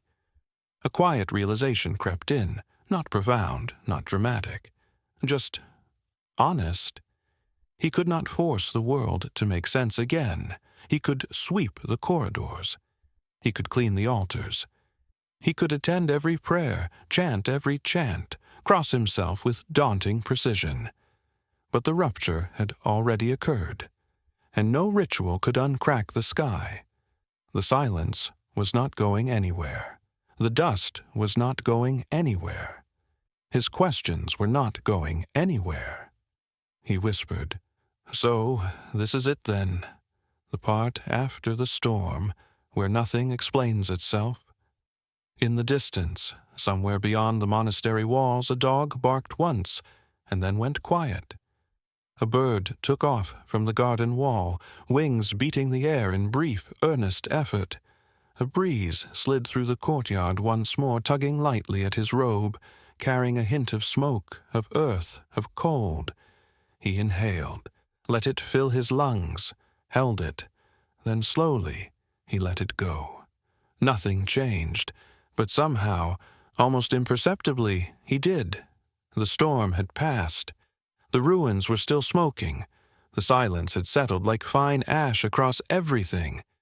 And in that silence, Elias finally stopped trying to run. He did not embrace what had happened. He did not accept it. He did not understand it. He simply stopped fighting the fact that it was. That was all. For now, it was enough. The night would come again. The questions would come again. The absurdity would not be done with him. But for the first time since everything began, he wasn't clinging to the old scaffolding. He was just sitting in the dust, letting it settle, letting the quiet touch him without negotiating terms. And somewhere, very far away, or very deep within, the difference had become unhelpfully blurry. Something watched him, not with anger, not with judgment, but with the patient interest of someone waiting to see what he would do, without the illusion of certainty. You know that watcher. You felt that gaze in your own nights, when your prayers felt like glass beads scattered on the floor, and nothing made sense, but you kept existing anyway. Elias didn't speak again. He just sat in the courtyard under the pale sky, a man made of questions, surrounded by stone, breathing dust and the faint smell of ashes, waiting, not for a miracle, not for rescue, but simply for whatever would appear next out of this quiet, stubborn, holy confusion. The monastery had always been quiet, but now the quiet felt different. No longer the soft hush of contemplation, but the unnerving stillness that follows a collapse. It was the kind of silence that doesn't simply lie between sounds. It occupies a room, takes a chair, folds its hands, and waits. Elias woke into that silence the next morning, disoriented, not quite remembering how sleep had finally claimed him, or when the trembling in his chest had subsided enough for his body to surrender. For a long moment, he just lay there, staring at the rough stone ceiling above him. The surface was uneven, etched by time, its imperfections highlighted by the faint dawn light creeping in through his narrow window. Those tiny cracks, that dust clinging to them, It all seemed suddenly symbolic in a way that felt both profound and deeply unnecessary. He blinked slowly, feeling his eyelids drag like heavy curtains. His limbs felt foreign, as if his body had been temporarily loaned to someone else during the night and returned slightly misaligned. He sat up with a soft grunt, rubbing the back of his neck, and inhaled carefully, expecting anxiety to lunge from the shadows. But there was only emptiness, a vast internal quiet that stretched endlessly, like a barren plain. He didn't trust it. Still, he lifted himself to his feet, each movement slow as though the room might tip sideways at any moment. His bare soles met the cold stone with a small shock of sensation. Something felt off about his balance. Not dizziness exactly, but a subtle dislocation, as though he were walking inside a version of himself stitched slightly out of order. He dressed quietly. As he pulled the robe over his shoulders, he noticed his fingers trembling, not violently as before, but in a tired residual way, like the last tremor of an earthquake long after the ground has mostly settled. He paused, watching his hands. The shaking was delicate, almost polite. Not dangerous, just honest. He stepped into the hallway. The corridor was empty. Monks were already at morning prayer. He heard the faint rise and fall of their voices from the chapel, a distant, muffled hum that reminded him of bees working in a hive they believed was stable. He couldn't bear to join them. Not yet. Not with the echo of last night still lingering in the marrow of his bones. So he walked in the opposite direction, toward the courtyard, toward solitude, toward the only place in the monastery that seemed willing to let him exist without questions. The courtyard air was cold, crisp, carrying that earthy hint of dew mixed with the faint scent of extinguished candles drifting from open windows. The sky hung pale and washed out overhead, a fragile blue like a memory of color rather than its full expression. Elias sat on the same stone bench he had occupied yesterday, the one now permanently imprinted with his confusion. He folded his hands in his lap and let his gaze drift across the flagstones, each one worn smoother than the last by years of quiet footsteps. The silence wrapped around him again. But this time, it wasn't oppressive. It was vacant. He felt as though he were sitting inside the hollow shell of a broken bell, something that once resonated, once echoed, once held purpose. Now there was nothing left but its shape. He drew in a breath, let it out slowly. No trembling, no visions, no celestial sarcasm, just quiet. It should have comforted him. It didn't, because beneath that quiet, buried so deep it almost wasn't recognizable, was something colder, a subtle, aching absence, an absence not of God, but of movement, of intention, of presence, as though the world had simply paused. He leaned back against the wall, letting its chill seep into him. His eyes drifted shut. For a moment he allowed himself to pretend the last days had been some kind of fever, an imaginative frenzy, a spiritual malfunction, a misinterpretation of stress. But memory refused to cooperate. It returned vividly, the parchment hovering inches from his face, the voice inside his skull, that impossible moment of collapse where reality folded inward. He opened his eyes again. The courtyard looked painfully normal. A stray leaf skittered across the stones. A bird landed on the garden wall, pecked at something invisible, then flew away.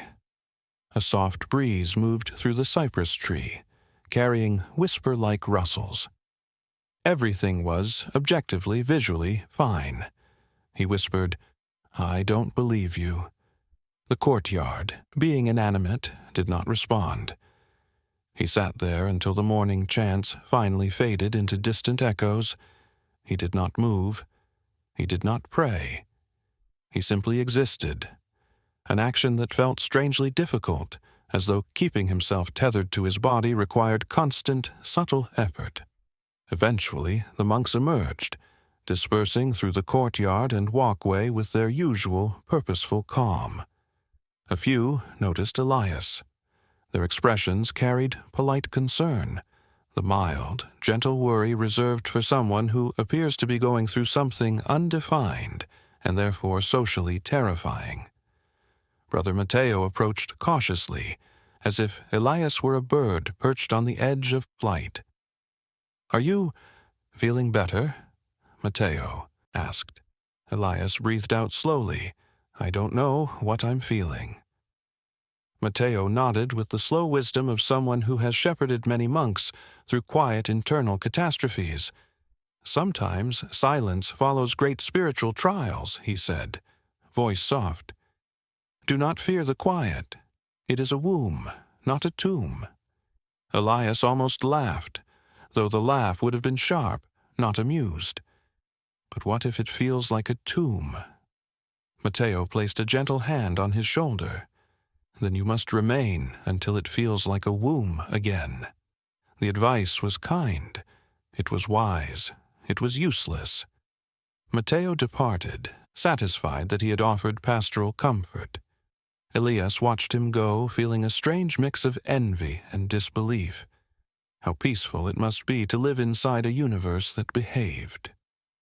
He stood, finally, stretching his stiff limbs, and wandered toward the library.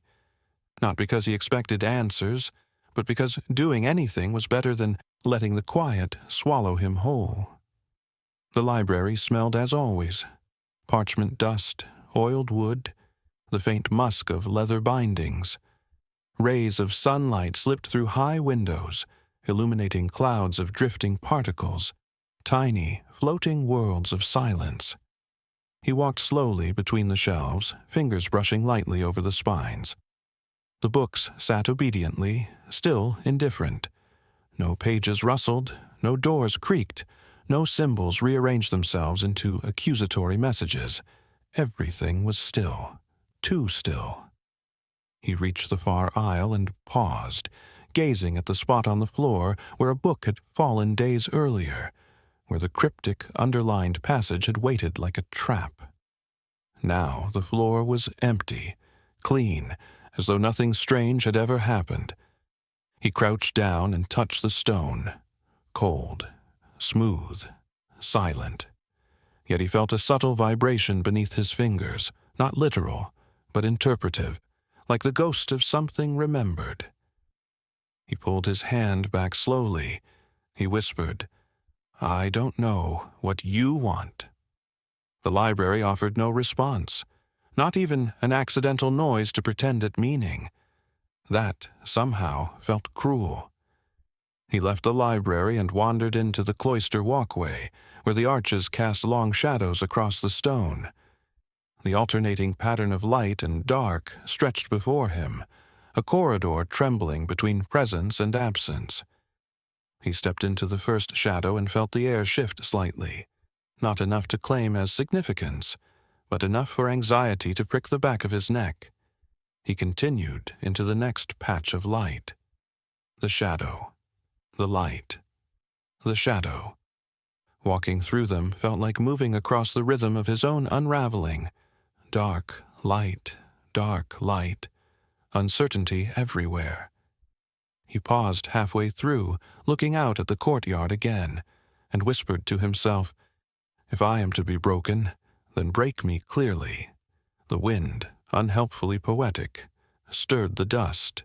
Then, a faint sound, behind him. He turned sharply.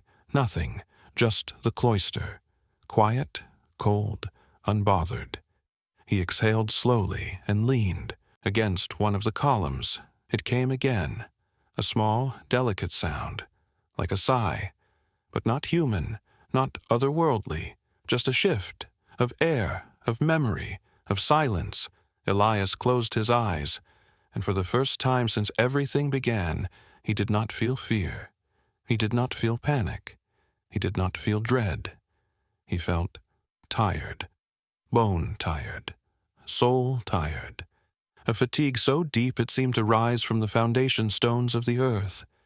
He whispered, "If you want something, say it." The silence round him seemed to grow heavier, as though considering whether or not to answer. Minutes passed, or maybe only seconds. Then, a single leaf fell from the cypress tree into the courtyard, slowly, gracefully, landing with a tiny whisper. Elias watched it. He stared at that leaf as if it were a messenger. But it was only a leaf. His throat tightened. He bowed his head. "Of course," he whispered bitterly, "nothing." He pushed away from the column and walked, slow steps, quiet footsteps, toward the kitchen. Most monks were gone, tending to daily tasks. He poured himself water, sat at the wooden table, and stared at nothing in particular. The water tasted like stone. The room smelled faintly of smoke. A single fly droned somewhere near the ceiling. He drank. He sat. He breathed. For the first time in his life, prayer felt impossible. Not because he lacked faith. He still believed in something, somewhere, somehow, but because prayer, at its heart, was a reaching outward, and he had nothing to reach with. His hands, his mind, his heart, they all felt hollowed out, scraped clean by the night's storm. What remained was a man-shaped vessel filled with silence. He did not resist it. He let it sit inside him, heavy and uninvited. He sat until his water was gone, until his breath steadied, until he felt himself thinning into the quiet, dissolving slightly into the stillness around him. Then he stood, placed the cup down, and said something he had never said before, not aloud, not even in the privacy of his thoughts. He murmured, "Maybe you've left." The words echoed in the empty kitchen, soft as dust settling. He swallowed hard. Not fear, not grief, something gentler. Resignation. Because the truth was, the silence felt too big to be healing, too empty to be pregnant with revelation, too still to be the space before divine voice. It felt like abandonment. But then, as he turned to leave, something warm flickered inside him. Not certainty, not comfort, not faith returning triumphantly like a hero in a cheap story. Just warmth, a small ember, barely perceptible, but undeniably there. Maybe not God returning, maybe not an answer, maybe not a revelation, but something. The possibility of something. He stopped in the doorway. "Are you here?" he whispered. No answer came, but the ember did not extinguish. It stayed, quiet, unexplained, waiting. He stepped back into the corridor, the silence trailing him like a shadow. For now, the storm had passed. For now, the sky remained still. For now, the world rested. But the quiet was not done with him, and deep in his chest, where certainty once lived, the ember's faint glow promised. Another shift was coming. Soon. There are moments, rare, reluctant, strangely timed, when the world pulls back its veil not to reveal truth, but to reveal the suspicion of truth. A trembling at the edge of meaning, a flicker behind the curtain, a sensation that something is about to happen, even if nothing actually does. Elias felt such a moment that evening. It began innocently enough, with hunger, not the dramatic, mystical hunger of a visionary fasting in the desert for 40 days while negotiating with serpents and angels. No. This was the quiet, embarrassing hunger of a man who had forgotten to eat lunch because he was too busy pretending he wasn't unraveling. His stomach growled loudly as he crossed the courtyard, echoing off the stone so clearly that 2 passing brothers glanced toward him with surprise, as though some unseen animal had escaped into the cloister. He muttered, "Betray me quietly, please." but hunger is famously shameless. The sun was sinking behind the monastery walls, casting long, thin shadows like dark fingers stretching across the ground. Elias walked toward the kitchen, hoping for leftovers, bread, soup, anything that did not require effort. Inside, the kitchen was empty. The hearth embers glowed softly. A faint smell of herbs lingered in the air like a forgotten blessing. He rummaged through the shelves with mild guilt, searching for something edible. He found half a loaf of bread, slightly stale, but still serviceable. He tore off a piece, chewed slowly, and felt a flicker of life return to him. As he ate, a strange feeling crept through him, an awareness, a tension, like the air before lightning. Not danger, not comfort. Something in between. He paused mid-bite. The kitchen felt watchful. He set the bread down, waited, listened. The silence thickened around him, and he sensed, irrationally perhaps, an invisible presence settling into the room like dust. He whispered, "Is someone there?" No answer. Only the soft murmur of cooling embers. He inhaled and exhaled deeply. "Of course," he muttered. "Now I'm frightened of kitchens." He took another bite of bread, determined to act normal, which is universally the most suspicious thing a person can try to do. But then he tasted something strange. A flavor that was not bread, not herbs, not yeast. Something metallic? No. Mineral? No. Warm. He frowned, chewed, paused. The aftertaste was unsettlingly familiar, yet impossible to name. He set the bread down slowly, very slowly. His mind whispered, "Is this another sign?" He groaned softly, leaning his forehead into his palms. "Oh, please no. Let me eat without existential complications." But curiosity, persistent, infuriating curiosity, urged him to lift the bread and examine it. He held it up to the light. It was just bread, ordinary, unremarkable, a little stale, entirely innocent. And yet that taste lingered on his tongue, refusing to categorize itself. He tore off another small piece, hesitated, then placed it on his tongue. Again, a warm, almost electric sensation, a flavor like heat, sunlight, the moment before lightning strikes, the breath of a word about to be spoken. He dropped the bread. It hit the table softly and rolled slightly before settling. Elias stepped back, pulse quickening. No more cryptic bread messages. He ran a hand through his hair, exasperated. "This is ridiculous. You cannot make bread symbolic. Bread is supposed to be safe. Bread is—" He stopped. The kitchen shifted. Not visibly, not physically, but perceptibly, as if the air had inhaled, as if the walls had leaned in closer, as if the silence had opened an eye. Elias froze.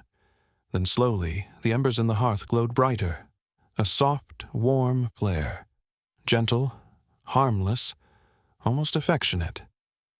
The warmth spread across the kitchen, an expanding glow that pushed into the corners, lifted the shadows, touched his face like a hand made of heat. Elias stood perfectly still. "Please," he whispered, "not again." But the warmth didn't intensify, it didn't threaten, it didn't overwhelm, it simply stayed, radiating softly, breathing in the quiet. It felt like presence, a presence that did not rush, did not demand, did not frighten him, not like the voice, not like the parchment. This was something gentler, not comforting. Comfort would have been too easy. But real. He swallowed hard. Are you here?" He didn't know who he was addressing. God, an angel, a hallucination, the universe, his own exhausted mind trying to soothe him? It didn't matter. The warmth brushed lightly against his cheek, like the soft exhale of someone standing close. Elias closed his eyes. The warmth deepened around him. Not a blaze, not a fire. A glow, a glow that touched the edges of his panic and softened them, that filled the hollow inside him, not completely, not permanently, but enough for the moment, enough to remind him he had lungs and breath and a being that still wanted to exist. He whispered again, voice trembling, "Is this you?" No words answered, but the warmth pulsed gently once, a single, subtle acknowledgement.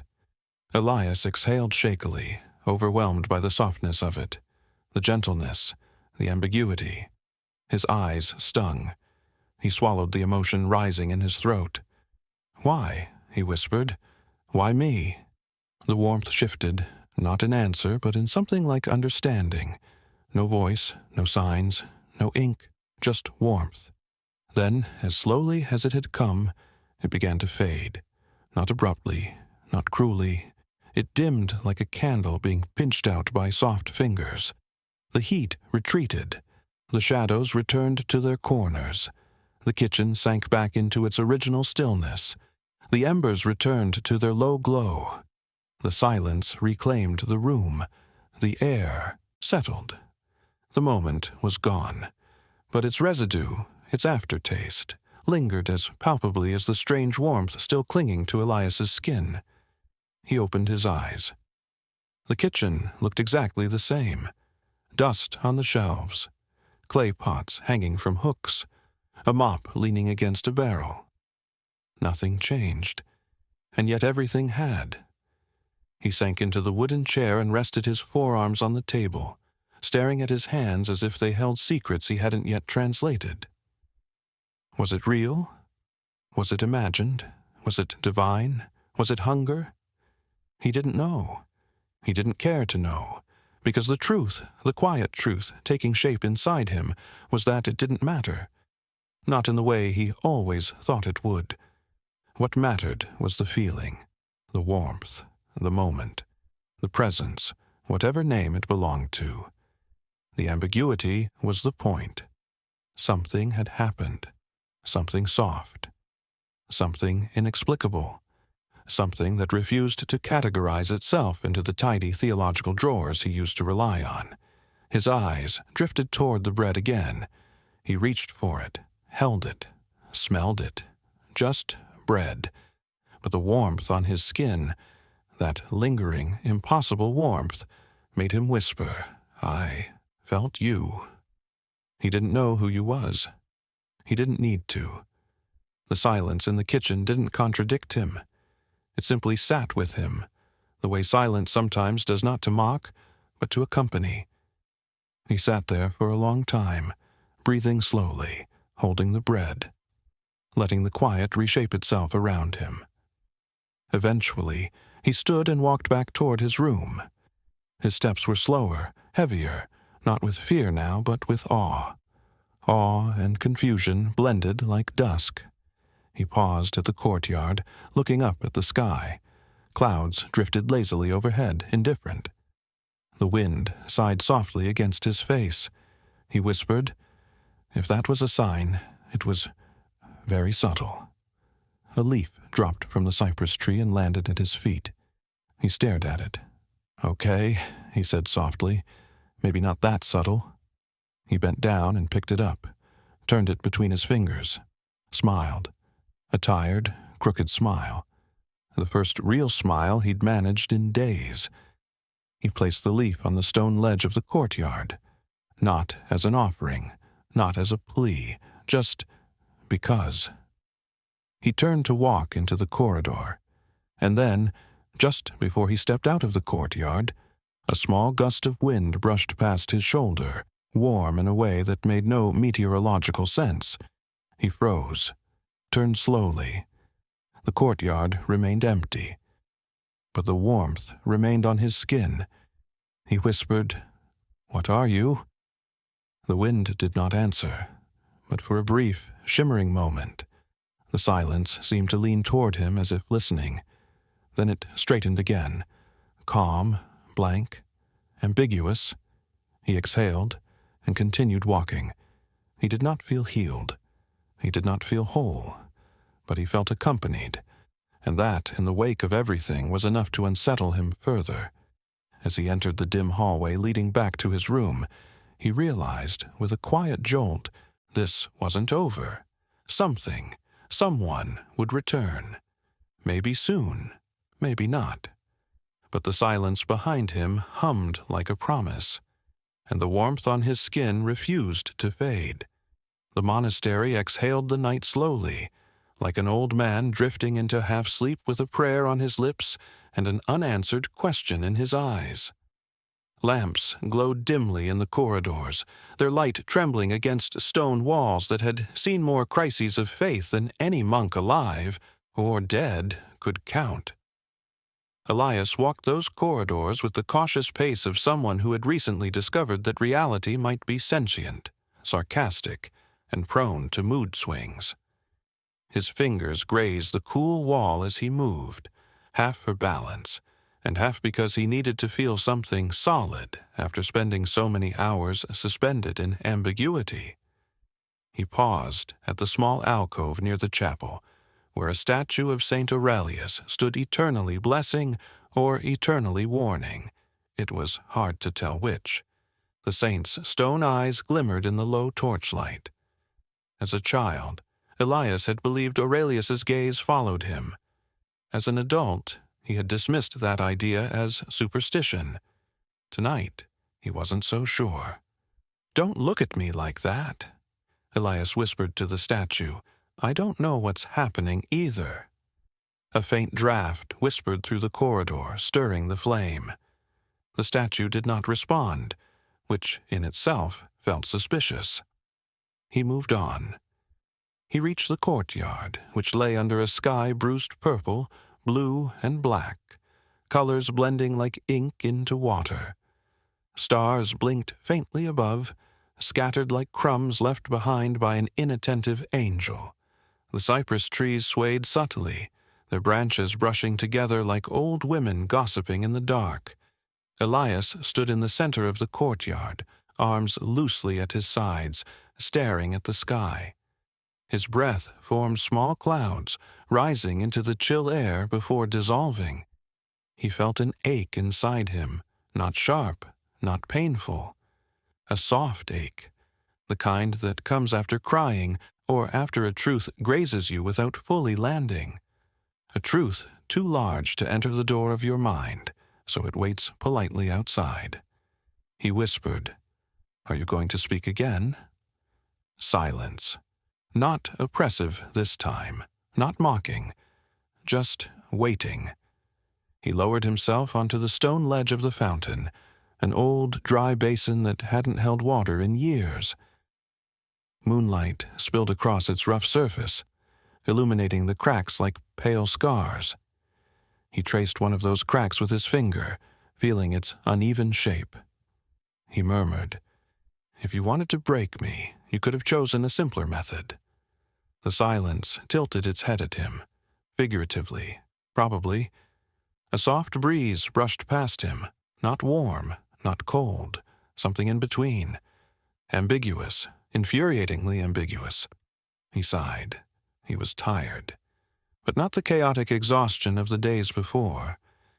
This was a deeper tiredness, the kind that follows surrender, not defeat, not victory, just surrender. He wasn't fighting anymore. Not himself.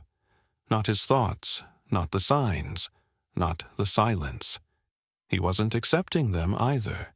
Acceptance required clarity, and clarity, it seemed, was on an extended pilgrimage.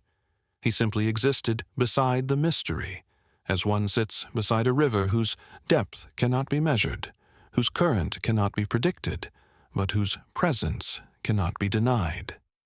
He rested his elbows on his knees and bowed his head. "Why me?" he murmured.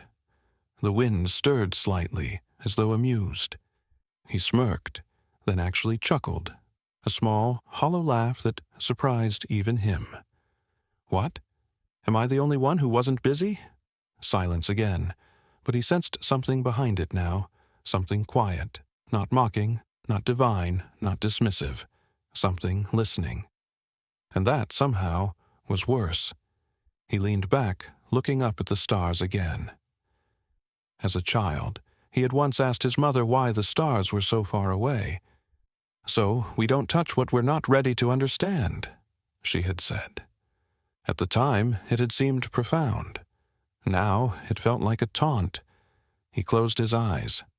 A memory rose, uninvited, soft as smoke. He was 12, kneeling in the chapel of his village. The candlelight flickered across his face, and he had whispered a prayer he couldn't remember now. He had waited for something, warmth, a feeling, a sign, but nothing had come. He remembered thinking, perhaps faith is not about receiving anything. Now, years later, after floating parchments, cryptic handwriting, warm presences and cooler absences, Elias wondered if faith was also not about understanding anything. He whispered into the night, "What do you want from me?" His voice trembled, not with fear, but with a fragile, exhausted honesty he had never allowed himself before. "I don't know what you are," he continued. "I don't know if you're God or something pretending to be, or something smaller, or something larger. I don't know if you're real or a metaphor wearing shoes. I don't even know if I'm talking to you or to myself." The silence held him like a careful hand around a fragile object. He exhaled slowly. "But if you want something, just tell me." A faint scraping sound drifted from the hallway. Elias's head snapped up. He rose slowly and walked toward the sound, each step cautious, each breath shallow. The sound came again, soft, dry, like a parchment sliding across stone. His heart clenched, not in terror but in that strange blend of dread and anticipation he had begun to recognize as the emotional cocktail of spiritual mischief. He stepped into the corridor. Moonlight spilled through narrow windows, painting long stripes of pale light across the floor. Dust floated through the beams in slow, shimmering currents. And there, at the far end of the hall, lay a single piece of parchment. Unrolled, of course. He almost laughed. He approached cautiously. The parchment looked ordinary. No glow, no floating, no shifting ink. Just paper lying on stone. He crouched down. On its surface were only 3 words, 3 small, quiet words, words that Elias felt in his spine before he fully read them. Not yet ready. He stared at them. His breath caught in his chest. Not yet ready, not a warning, not a threat, not a judgment. Just a statement of fact. A whisper of patience carved into paper. He picked up the parchment with trembling hands. "Not yet ready for what?" he whispered. The parchment, being unhelpful by nature, did not reply. He pressed it against his chest and closed his eyes. Not yet ready meant he was meant for something, or meant to witness something, or meant to survive something. It meant this wasn't over. It meant the silence wasn't abandonment, it was preparation, and yet it also meant he was stumbling forward blindly, without guidance, without explanation, without a map. He felt a tremor inside him, a quiet internal quake. Not fear, not excitement, something between surrender and awakening. He stood, walked back to the courtyard, and looked up at the sky with new eyes, eyes that still held dust and doubt and exhaustion, but also the thin, trembling thread of something like acceptance. Not faith, not certainty, but acceptance of uncertainty. He whispered to the stars, "Then show me how to be ready." A soft gust of wind brushed past him. Warm, faint, familiar. His breath hitched. The courtyard remained still. He lowered himself onto the stone basin again, parchment still in hand. The wind circled once around him gently, as though wrapping something unseen around his shoulders. A thin, almost imperceptible pulse lifted in the air. Something was near, not revealing itself, not speaking, not clarifying, just near. He closed his eyes and let the presence, whatever it was, settle around him like a thin veil. He whispered, "Stay with me." The silence hummed. Not an answer, but not a refusal. A thin thread of warmth drifted across his cheek. Elias exhaled, slow, trembling, not quite peaceful. Perhaps he wasn't ready. Perhaps he wasn't meant to be yet. But he wasn't alone. And that was enough. For now. Far above him, the clouds shifted slightly. A small gap opened. A single star brightened through the darkness. Then, just as subtly, it faded behind a veil of drifting cloud. Not gone, just hidden, like everything else. He smiled softly, a tired, crooked, knowing smile. "Perhaps God is avoiding messages," he murmured, "like all of us do on Mondays." The night did not laugh, but it seemed to inhale quietly, as if amused. Elias lifted the parchment to his lips, closed his eyes, and let the silence sit beside him. The story did not end. It merely paused. Like all things that know they will return, night settled over the monastery like a velvet shroud, soft, heavy, contemplative.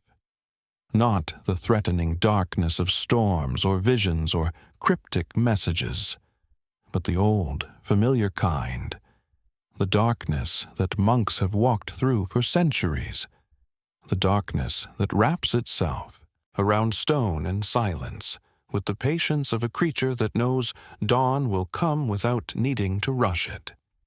Elias stood alone in the courtyard, letting that darkness rest over him.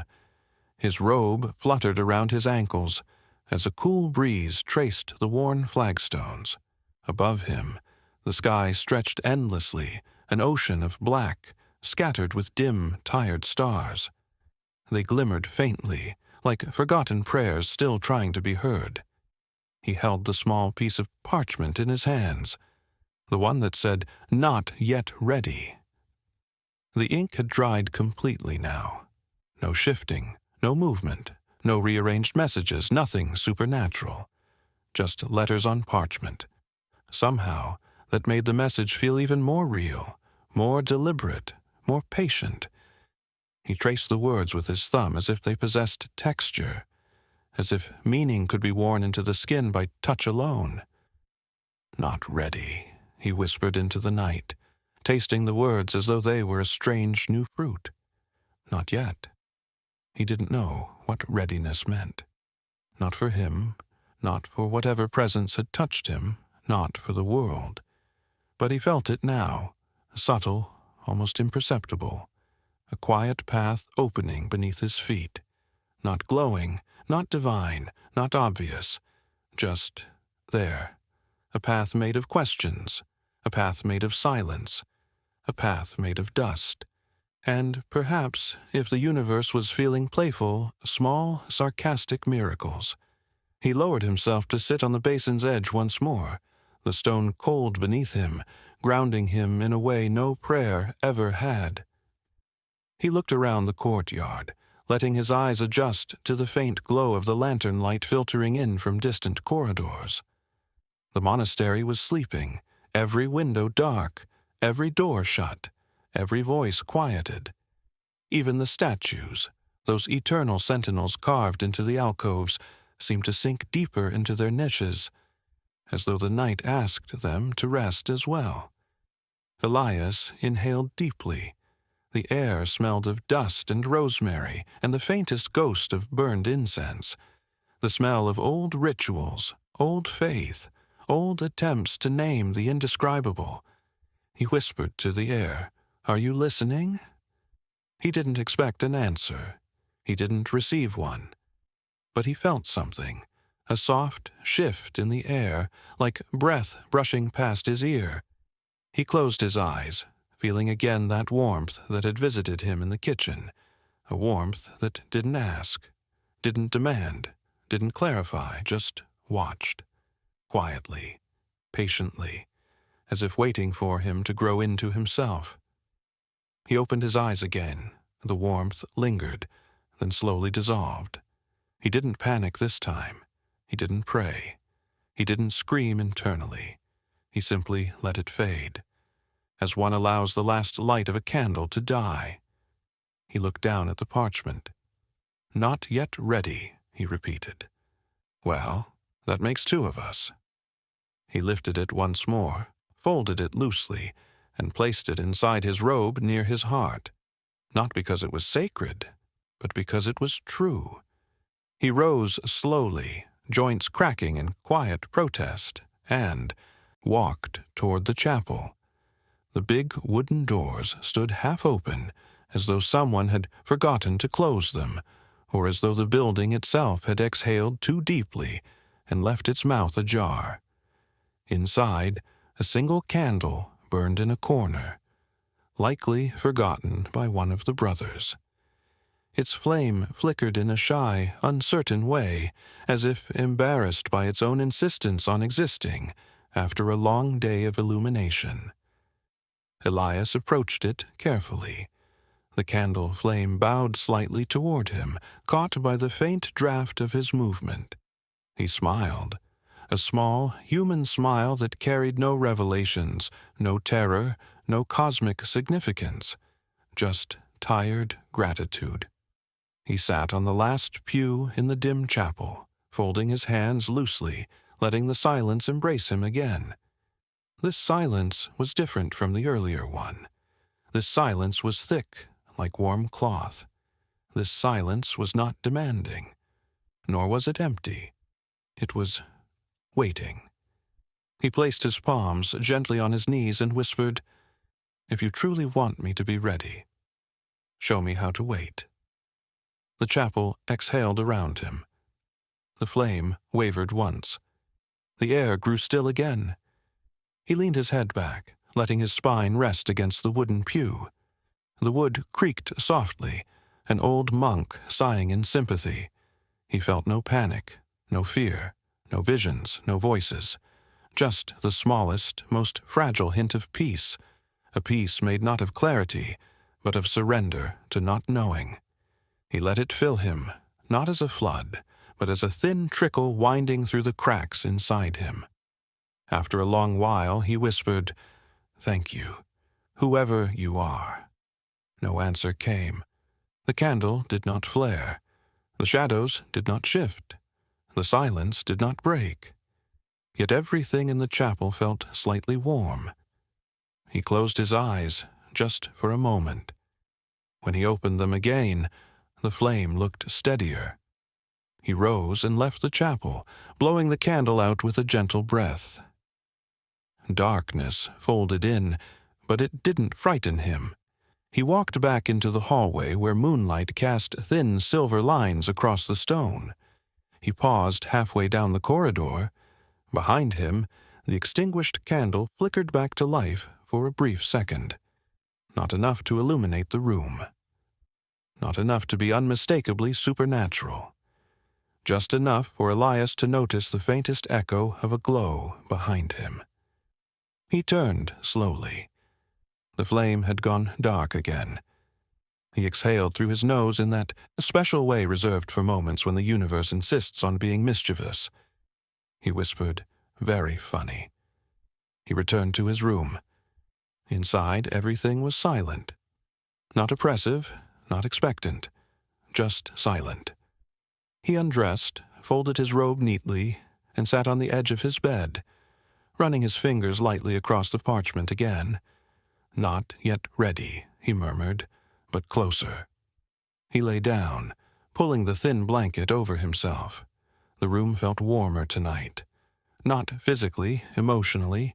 It felt inhabited, not by a presence, but by possibility. He closed his eyes. The silence wrapped around him like a cloak, soft, patient, quiet. And somewhere within that quiet, far below the threshold of hearing, Elias thought he sensed something. Not a voice, not a sign, not a miracle, a pulse, soft, slow, steady, like the faint heartbeat of something vast and waiting. He drifted toward sleep. Tonight, no visions came. No parchments flew. No clouds stared back. No bread developed opinions. just breathing, just warmth, just silence. The last thing he heard before sleep took him was the faint sound of the wind brushing against the shutters, whispering something that might have been nothing, or might have been everything. He smiled softly and let go. Before the night folded over him completely, a final thought drifted through his mind. If this is readiness, I wonder what comes next. The darkness offered no answer, but it felt close, close enough to touch, close enough to listen, close enough to return. And somewhere, far off, subtle as a breath, quiet as dust settling, the world whispered back to him, something that might have been a promise or might have been the wind. Soon, the candle of the monastery guttered once in the hallway, flickered, and then settled into stillness. Dust drifted slowly in the moonlight. The silence settled across every stone, and the story, like all stories worth telling, did not end. It simply found a place to sleep. For now, if this story kept you awake a little longer tonight, if you felt that quiet tug of mystery at the edge of your breath, if you enjoy wandering through faith's shadows with a lantern too small and a heart too curious, then follow that small impulse. Subscribe to Religious Night Stories, where faith never sleeps, even if you do.